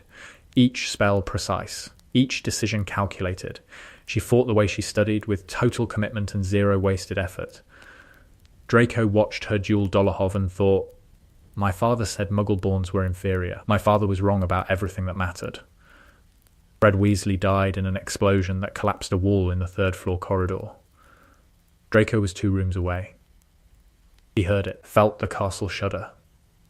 When he rounded the corner and saw the Weasleys gathered around the body, saw George's face, saw the expression of a man who has just lost the person who makes the world bearable, Draco stopped. He had grown to love the Weasleys. Not immediately, not easily, but in his own angular way, he had come to understand that this loud, poor, chaotic, generous family was everything his father despised and everything the world needed. He stood in the corridor and did not intrude on their grief. That was a Malfoy thing, the understanding that some moments are not for you. But he stood there, and he bore witness, because bearing witness was the least he could do. Harry walked into the forest. Draco did not know why, did not know about the Horcrux in Harry's scar. All he knew was that Harry was walking away from the battle, into the Forbidden Forest, with the calm determination of someone who has made a decision so final that the making of it has brought a kind of peace. Draco followed, not far, just to the tree line. He stood in the shadows and watched Harry disappear among the trees. He waited. An hour that felt like a century. Voldemort's voice rang across the grounds, magnified, every word a knife. Harry Potter is dead. Draco's knees buckled. He caught himself on a tree trunk, pressed his forehead against the bark. They carried Harry's body from the forest, Hagrid weeping, cradling Harry like a baby. The Death Eaters triumphant, Voldemort radiant with victory. Come forward and join us. Or die. And Narcissa. In the crowd of Death Eaters. Standing beside her sister. She had walked through the entire battle to find Draco, had fought no one, had cast no spells, had simply moved through the chaos with the single-minded determination of a mother seeking her child. When Voldemort had said, "Go check if the boy is dead," Narcissa had walked to Harry's body. She had knelt. She had placed her hand on his chest. She had felt his heart beating, and she had looked up at Lord Voldemort, at the most powerful dark wizard in history, at the creature who had enslaved her family and threatened her son and turned her home into a slaughterhouse. And she had said, "He is dead." The greatest lie ever told. Not because it was clever, not because it was strategic, because it was told by a mother whose only objective in that moment was to enter the castle and find her son, and who was willing to lie to the face of evil itself to achieve it. Draco, standing in the crowd, watching with analytical precision, saw Harry's chest move. Tiny, imperceptible, a breath. He was alive. Draco's mind clicked into action. Harry was alive. Playing dead. Needed time. Needed a distraction. Neville provided it. Neville, who had been afraid of everything for 7 years and become afraid of nothing, who pulled the sword of Gryffindor from the sorting hat and killed the snake and gave Harry the moment he needed. The Great Hall. The final confrontation. Voldemort and Harry circling each other like planets in a decaying orbit. Draco stood in the crowd. His mother behind him, having crossed the battlefield to find him, having walked through the middle of a war to reach her son. He watched the spells collide. Watched the Elder Wand refuse to kill its master. Watched Voldemort's curse rebound. Watched the body fall. And then it was over. The silence that followed was not like any other silence Draco had known. Not the Great Hall on Sorting Night. Not the Astronomy Tower. Not his father's disappointment. This silence was the absence of fear. The sound of a world exhaling. Draco turned to his mother and held her, and she held him, and they stood in the ruins of the world they had been born into and did not speak. There were no words for what they felt. Relief and grief and guilt and joy. All at once, all competing, none winning. They held each other. And it was enough. The aftermath. The dead were counted first. That was the tradition, the terrible arithmetic of war. You counted the dead before you celebrated the living, because celebrating before counting felt obscene, like laughing at a funeral before the eulogy. Fred Weasley, whose last joke was never finished, whose twin would spend years talking to empty rooms before he stopped. Remus Lupin and Nymphadora Tonks found side by side in the corridor near the Great Hall, their hands almost touching. Colin Creevey, who was 16 and should not have been fighting and fought anyway. Lavender Brown. 50 others whose names would be carved into stone. Draco stood in the Great Hall after it was over. The sun was coming up. Golden light through shattered windows, catching dust that hung in the air like tiny stars. The house tables had been pushed aside. The injured lay on conjured stretchers. The dead lay beneath white sheets. He had not slept. Could not sleep. His body was running on adrenaline and something else. Something that felt like electricity and grief combined. And every time he closed his eyes, he saw the corridor wall collapsing and heard George make that sound and felt the tightrope sway under his feet. Ron found him standing by a broken window, looking out at the grounds. The lake was perfectly still. The morning mist was rising. It was the most peaceful thing Draco had ever seen, and the contrast between the peace outside and the devastation inside was almost unbearable. "Hey," Ron said. "Hey, you alive?" "Technically, good enough." Ron stood beside him. Close, shoulder to shoulder, the same way they had stood for 7 years, not quite touching, not quite apart, the distance that was also closeness. The space that said, "I am here, and I am not leaving, and I do not need you to be anything other than what you are." "Fred is dead," Ron said. "I know." He was telling a joke when the wall came down. He was actually mid-sentence, mid-punchline.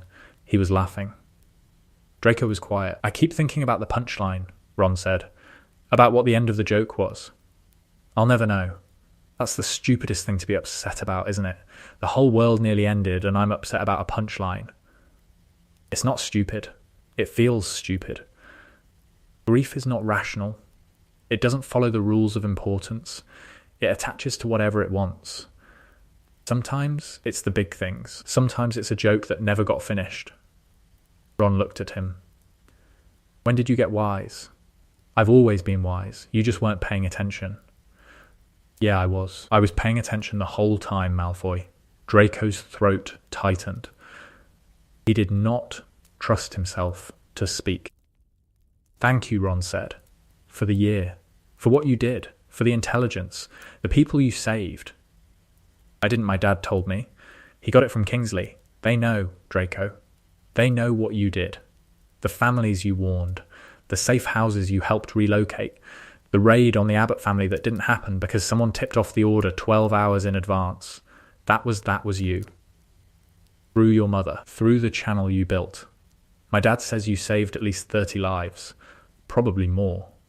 Draco looked out the window. The mist was clearing. The sun was getting stronger. "I didn't count," he said. "I know you didn't. That's why it matters. The trials." Draco testified before the Wizengamot. Not as a defendant, as a witness. He stood in the center of the courtroom and told them everything.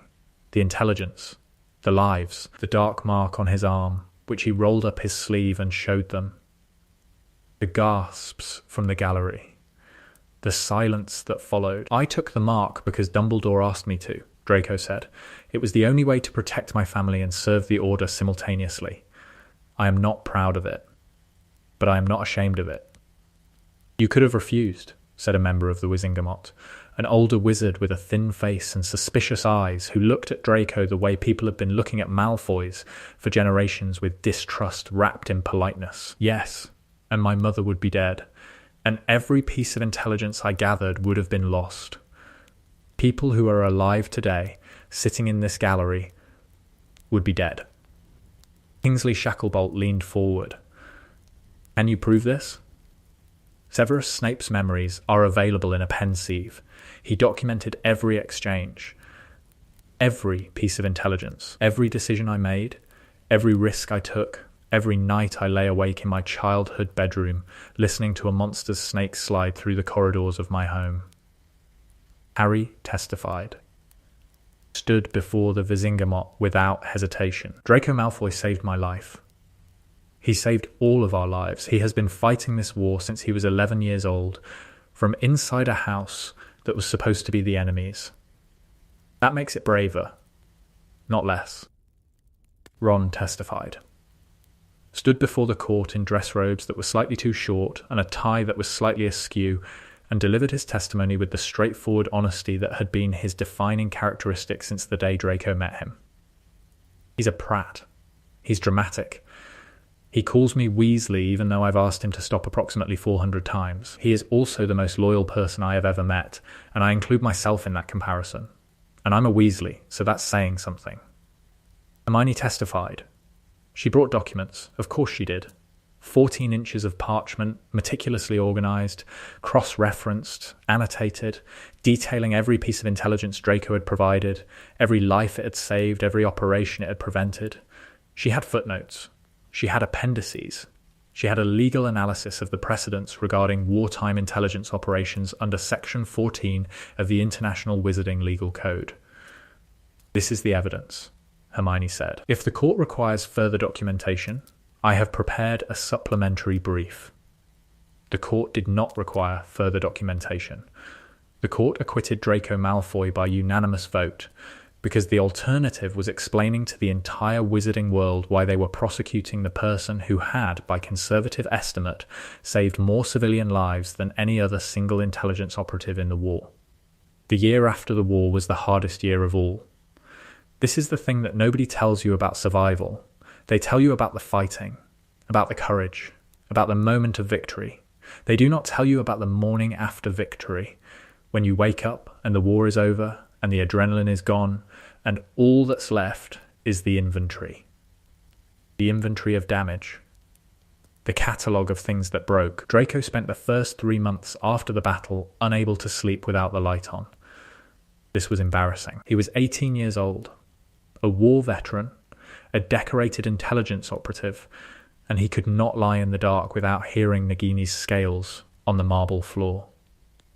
Without feeling the dark mark pulse. Without seeing Charity Burbage suspended above the dinner table, pleading. He did not tell anyone. Malfoys did not discuss weakness. Hermione figured it out. Of course she did. She noticed the dark circles, the flinching at sudden sounds, the way he went very still when someone entered a room from behind him, the stillness of a person whose body has learned that unexpected movement means danger. You need to talk to someone, she said, over tea at a cafe in Diagon Alley 3 months after the battle. I'm talking to you. I mean a professional. There are no professional therapists in the wizarding world. There are. They're called mind healers. St. Mungo's has an entire department. I am not going to St. Mungo's. Why not? Because my name is Malfoy, and if I walk into St. Mungo's, the prophet will run a story about the Death Eater who went mad. You're not a Death Eater. The mark on my arm says otherwise. Hermione looked at his forearm, at the sleeve that covered the skull and serpent. She reached across the table and took his hand and pushed the sleeve up and looked at the mark with the same analytical intensity she applied to everything. Does it hurt? She asked. No, not since he died. It's faded. But it's still there. It will always be there. I know. Good, because hiding from it doesn't work. I know this because I've tried. I have scars too. She held up her own arm. On the inside of her forearm, in Bellatrix's handwriting, carved with a cursed knife, was a word that Draco had spent 5 years learning to despise. Mudblood. She did that to you, Draco said. At your house. In your drawing room. I know. I was there. I could hear you screaming. I know you couldn't. You were maintaining your cover. You were protecting 30 families by doing nothing while I screamed. That is not your fault. It feels like my fault. Feelings are not facts. You taught me that. 3rd year, when I was having a panic attack about the time turner, you said, Granger, your feelings are valid, but they are not evidence. Separate the sensation from the situation. I have never forgotten that. I was 13. You were 13, and you were right. And I am telling you now, go to St. Mungo's. See a mind healer. Use a different name if you have to. But go. Because the war didn't end when Voldemort died. The war ends when the damage is repaired. And damage that is not acknowledged cannot be repaired. Draco went. Under a false name. Once a week, for a year, he sat in a small, comfortable room with a woman named Gila Prescott, who had kind eyes and sensible shoes, and the patience of someone who has spent decades listening to people describe the things that broke inside them. He told her about the hat, about the first night in Gryffindor Tower, about Neville crying and Draco lying in the dark hating himself for doing nothing, about the architecture his father had built inside his mind, and the slow, painful, liberating process of dismantling it, about the troll and the chamber and the dementors and the graveyard and the Department of Mysteries and the Astronomy Tower and the Dark Mark and the months in the manor and the battle and the bodies and the silence. He told her everything. And Gila Prescott listened, and she did not judge, and she did not tell him he was brave or broken or wrong or right. She simply helped him understand that the things inside him had names, and that naming them was the first step toward carrying them, and that carrying them was not the same as being crushed by them. You experienced prolonged psychological stress in a hostile environment while maintaining a covert identity, she said during one session. In Muggle terms, this is called complex post-traumatic stress. In wizarding terms, it is called war damage. In either case, it is not a character flaw, it is an injury. And injuries heal. All injuries? All injuries that are treated. He went every week for a year. And he healed. Not completely, some scars remain because they are meant to, because the absence of scarring would mean the absence of the experience that caused them, and the experience was real, and denying its reality would be its own kind of damage. But enough. Enough to sleep with the light off. Enough to sit in a room without mapping the exits. Enough to hear a sudden sound without reaching for his wand. Enough to live. Lucius was imprisoned. Not in Azkaban, that institution was being reformed, the Dementors removed, but in a ministry holding facility. Clean, humane, but a prison nonetheless. And Narcissa. Narcissa, who had lied to Voldemort's face in the Forbidden Forest, who had told the Dark Lord that Harry Potter was dead when she knew he was alive, was cleared of all charges. Why did you lie? The prosecutor asked. Because he promised to let me find my son. And my son is the only thing I have ever cared about more than my own survival. The courtroom was very quiet after that. There is a quality to certain statements that renders commentary superfluous. Narcissa's answer was one of those statements. It was complete. It was whole. It said everything that needed to be said about what love looks like when it is tested to the point of destruction and does not break. There was a photograph. It was taken 3 months after the battle, at a ceremony at the ministry that Draco did not want to attend and Ron dragged him to and Hermione organised and Harry stood at the back of with the expression of someone who would rather be anywhere else. The photograph showed 4 people. A boy with messy black hair and glasses. A boy with red hair and freckles. A girl with brown hair and fierce eyes. And a boy with blonde hair and sharp features. And a smile that was not the Malfoy smile. It was a real smile. The kind that starts in the eyes. If you look closely at the photograph which moves, the way magical photographs do, you can see the blonde boy lean toward the red-haired boy and say something. The red-haired boy laughs. The brown-haired girl rolls her eyes. The black-haired boy grins. The photograph hangs in the Malfoy home. Not the manor. Draco sold the manor the year after the war to a family of Muggle-born wizards who had always wanted a house with peacocks. The home Draco built afterward was smaller, warmer, full of books and noise and the particular kind of chaos that occurs when a man raised in silence discovers that silence is overrated. The 4 of them stayed close. Not in the dramatic, cinematic way that war movies suggest, not the constant companionship of people who cannot function apart. They stayed close in the real way. The adult way. The way that involves Sunday dinners and birthday cards, and the particular pleasure of knowing that somewhere in the world there are people who knew you when you were 11 and who love you anyway. Harry became an aura. This surprised no one. He was good at it, which also surprised no one. He was bad at paperwork, which surprised no one either, and he showed up to work each morning with his hair uncombed and his robes slightly crooked, and his desk covered in files that he had organised by a system that only he understood. Draco visited him at the ministry once a month. They had lunch. They talked about cases. They did not talk about the war, except when they did, which was less often every year, but never, never. Do you still dream about it? Harry asked, over sandwiches in the ministry canteen. Sometimes. Me too. What do you dream about? The forest. Walking into it. The green light. I dream about the dining room. The table. Nagini gave me nightmares for years. Nagini gave everyone nightmares. That was rather the point. They ate their sandwiches. Outside the window, the magical sky of the ministry atrium was showing rain, even though it was June and the real sky was clear. Do you ever regret it? Harry asked. Being sorted into Gryffindor? Every day. Really? No, not really. But I think it's important to pretend occasionally that the choice was closer than it was. Keeps me humble. You are the least humble person I have ever met. I know. That's why I need the practice. Ron became an Auror too, worked beside Harry for 3 years, then left to help George run Weasley's Wizard Wheezers. This was the right decision, and everyone knew it. Because Ron's gift was not for chasing dark wizards, his gift was for making people laugh, for building things, for turning the chaos inside his head into chaos that other people could enjoy. Hermione went to the ministry, became the youngest head of the Department of Magical Law Enforcement in history, then became Minister for Magic.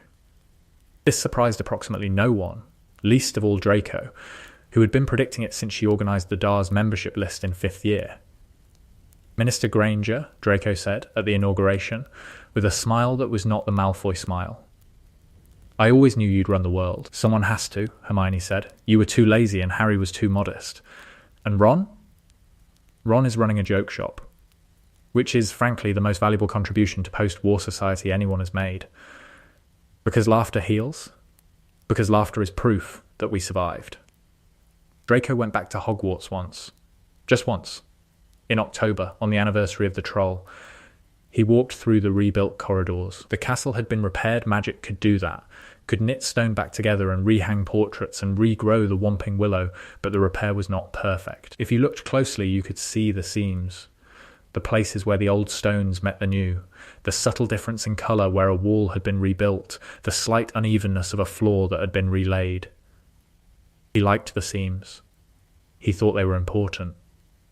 They said, something terrible happened here. We fixed it. But we remember. He stood in the entrance hall and looked at the wall where the names of the fallen were carved. Fred Weasley, Remus Lupin, Nymphadora Tonks, Colin Creevey, 50 others. He read every name. He owed them that. He owed them the acknowledgement that their deaths were not abstract, were not statistics, were individual people with individual stories that had ended too soon. He stood there for a long time. Then he walked to the great hall and sat at the Gryffindor table and looked at the enchanted ceiling, which was showing a clear autumn sky, stars just becoming visible in the fading light. Mr. Malfoy, said a voice behind him. Professor McGonagall. Older now, headmistress. The same thin lips, the same sharp eyes, the same absolute refusal to suffer fools. Professor. Headmistress. Technically, headmistress, you are sitting in a seat that is reserved for current students. I apologise. I'll move. You will not. Sit there as long as you like. I have been waiting 7 years for you to come back. 7 years? Since the night you were sorted. I saw a boy walk to this table with his spine straight and his chin level and his heart breaking, and I thought, there goes someone who is going to change everything. I was right. I didn't change everything. You changed yourself. That changes everything. She sat beside him. McGonagall, sitting at the Gryffindor table, in the seat she had not occupied since she was a student herself, and they sat together, the headmistress and the Malfoy who had been a Gryffindor, and they looked at the ceiling and watched the stars come out and said nothing. Because some things do not need words. Astoria Greengrass came into his life the way most important things come sideways, unexpectedly, in the middle of something else. She was Daphne Greengrass's younger sister. Slytherin pure blood. 2 years below Draco at Hogwarts. He barely remembered her from school, a quiet girl with dark hair who had spent most of her time in the library, which had Draco been paying attention would have told him everything he needed to know. They met at a ministry function 18 months after the war, one of those events where surviving members of old families stood around in formal robes and pretended that everything was normal and no one's relatives were in prison. Draco was there because Narcissa insisted. Narcissa was there because she believed in maintaining connections, because connections were how you rebuilt from rubble, and Narcissa Malfoy was, above all things, a builder. Astoria was standing by the drinks table, alone, looking at the crowd with an expression that Draco recognized immediately, the expression of someone who is present in a room but not of it, the expression of someone observing from the margins. "You look like you'd rather be anywhere else," Draco said. She looked at him. Dark eyes. Direct, unimpressed in a way that was not hostile but was not welcoming either.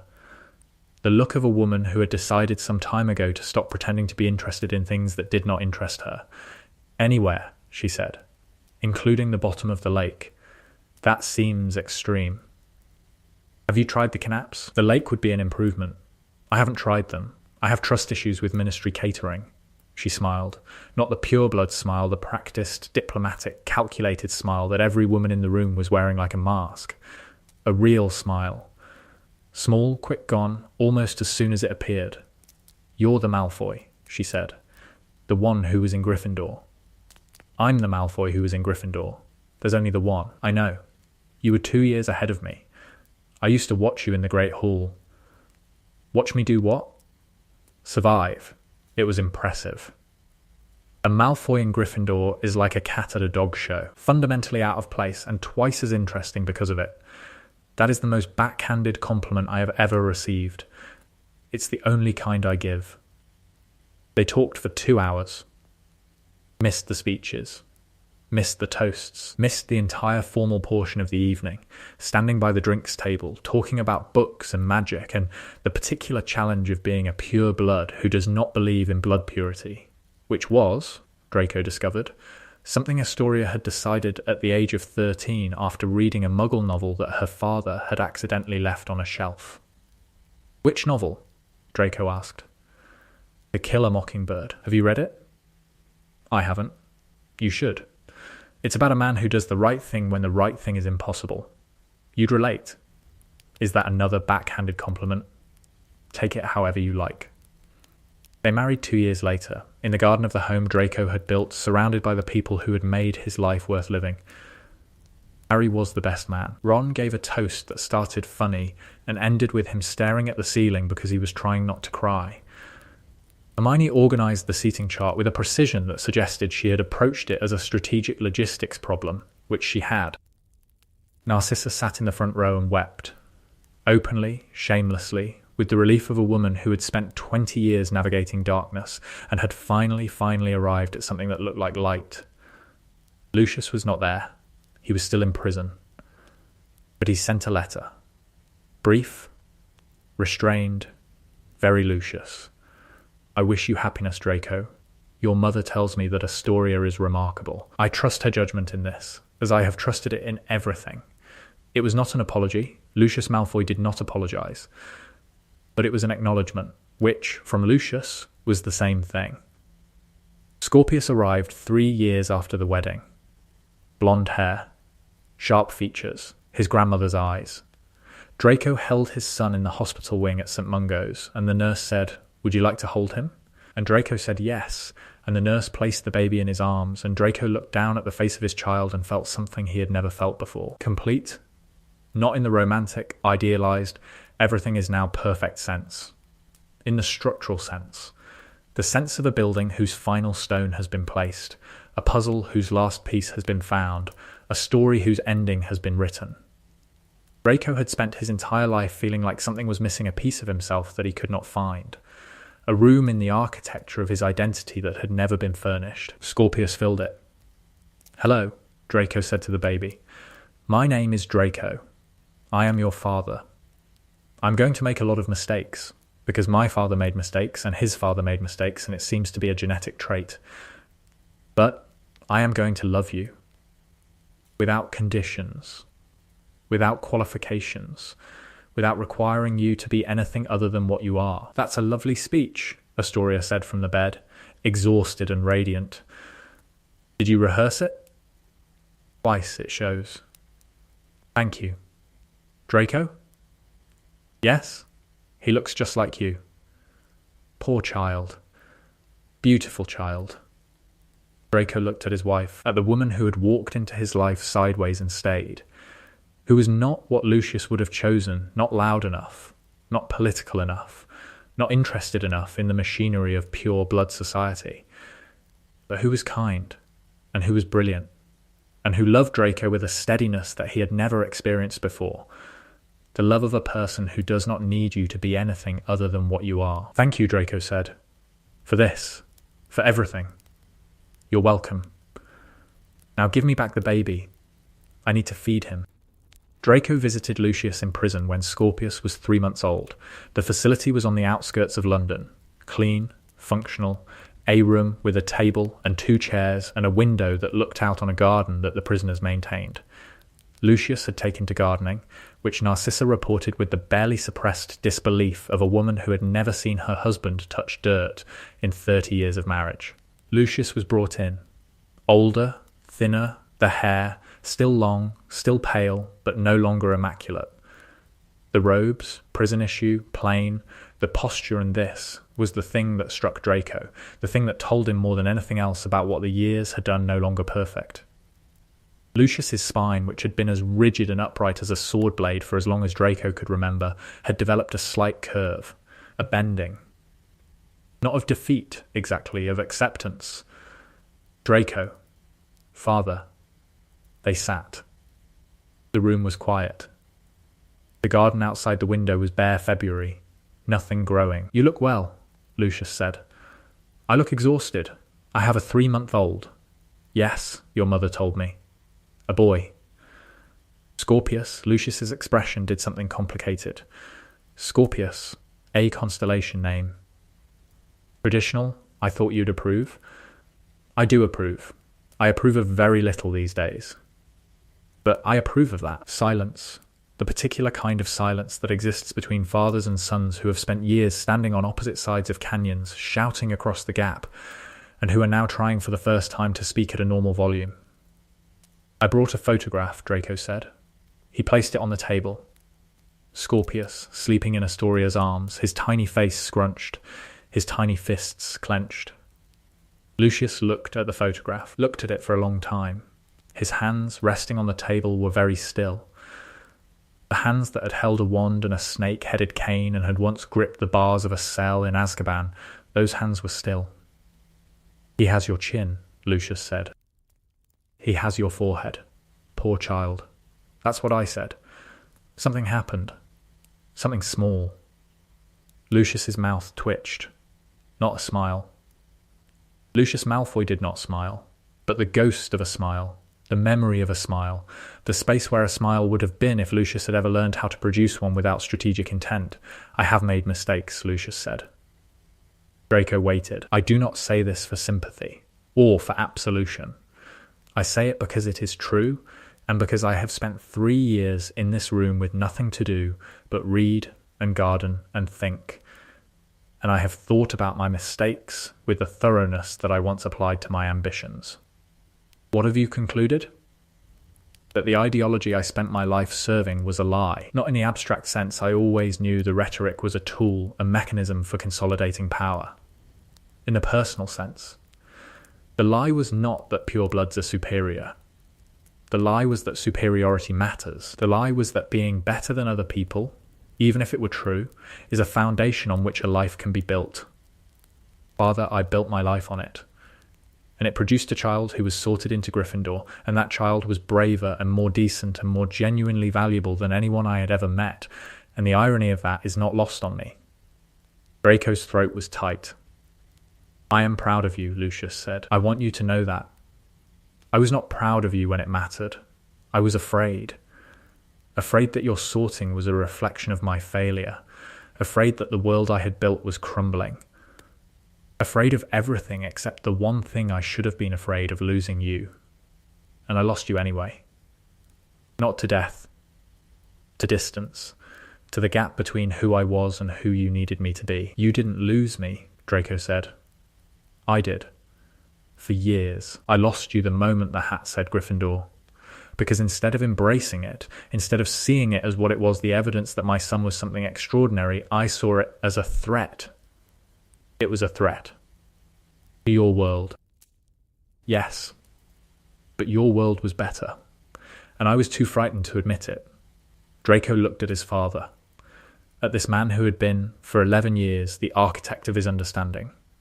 Who had built the structures inside his mind, the scaffolding of prejudice and pride, and who was now, in a clean room in a prison on the outskirts of London, admitting that the structures were wrong. I brought you something else, Draco said. He placed a second photograph on the table, the photograph from the ministry ceremony. 4 people, red and gold and the warmth of friendship, and a smile that was not the Malfoy smile. Lucius looked at it. Your friends, he said. My family. Yes, Lucius's voice was very quiet. Your family. He did not say, I wish I had been part of it.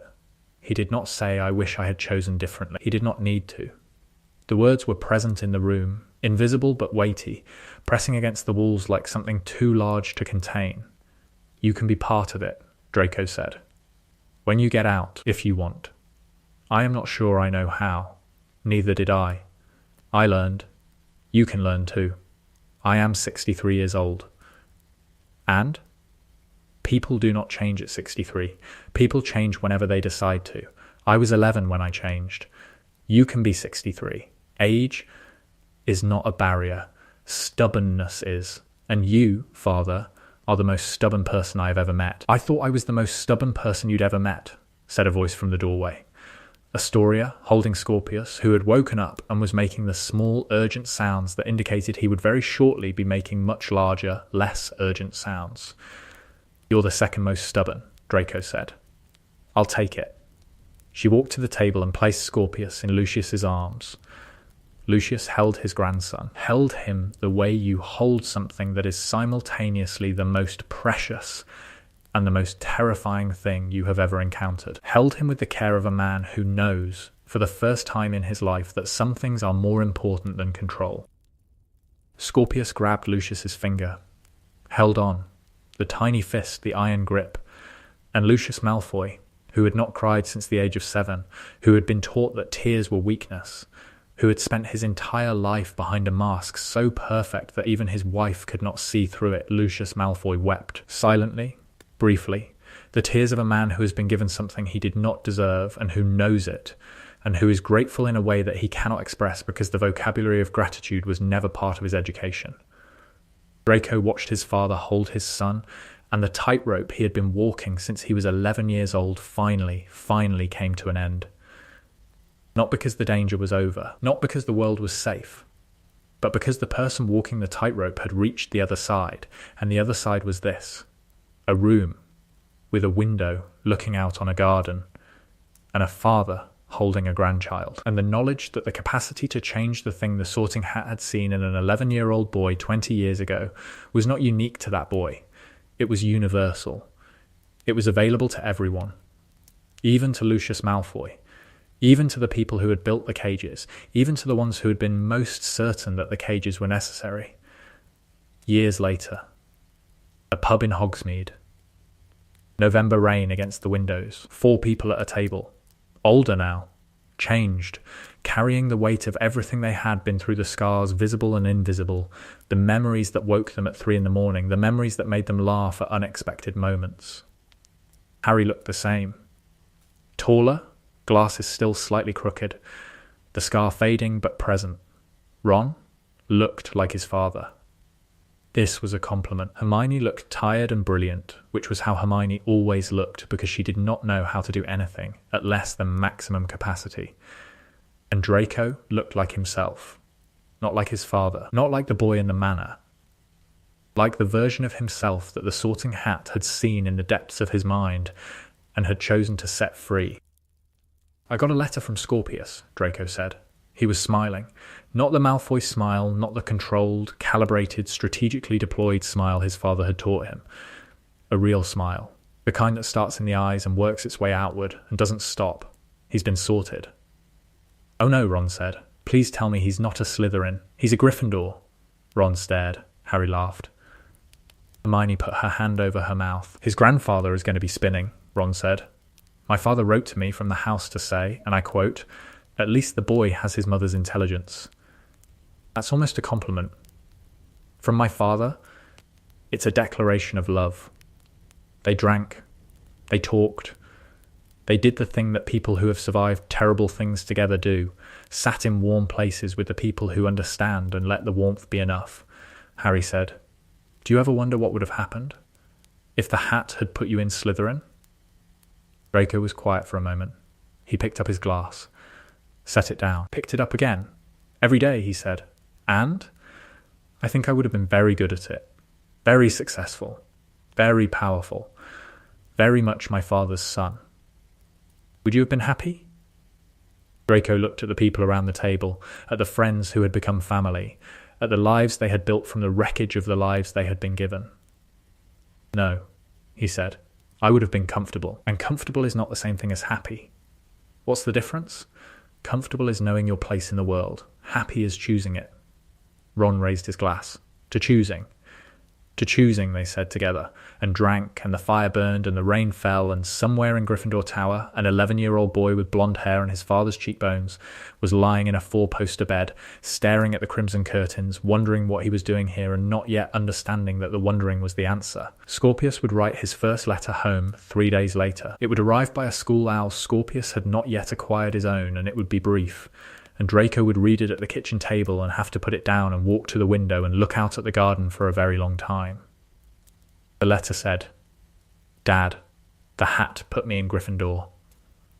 I was scared, but then a boy named Albus Potter sat next to me at the table and said, "My dad told me about your dad. He said your dad was brave. And I thought about what you always tell me about how the Hat doesn't sort you for what you are, but what you can become. So I'm going to try to become something good. Is that okay?" "Love," Scorpius Draco wrote back. One word, yes. Then he added a second word, because Malfoys are nothing if not thorough. Always, the Sorting Hat always knew, not what they were, what they could become. And Draco Malfoy became everything.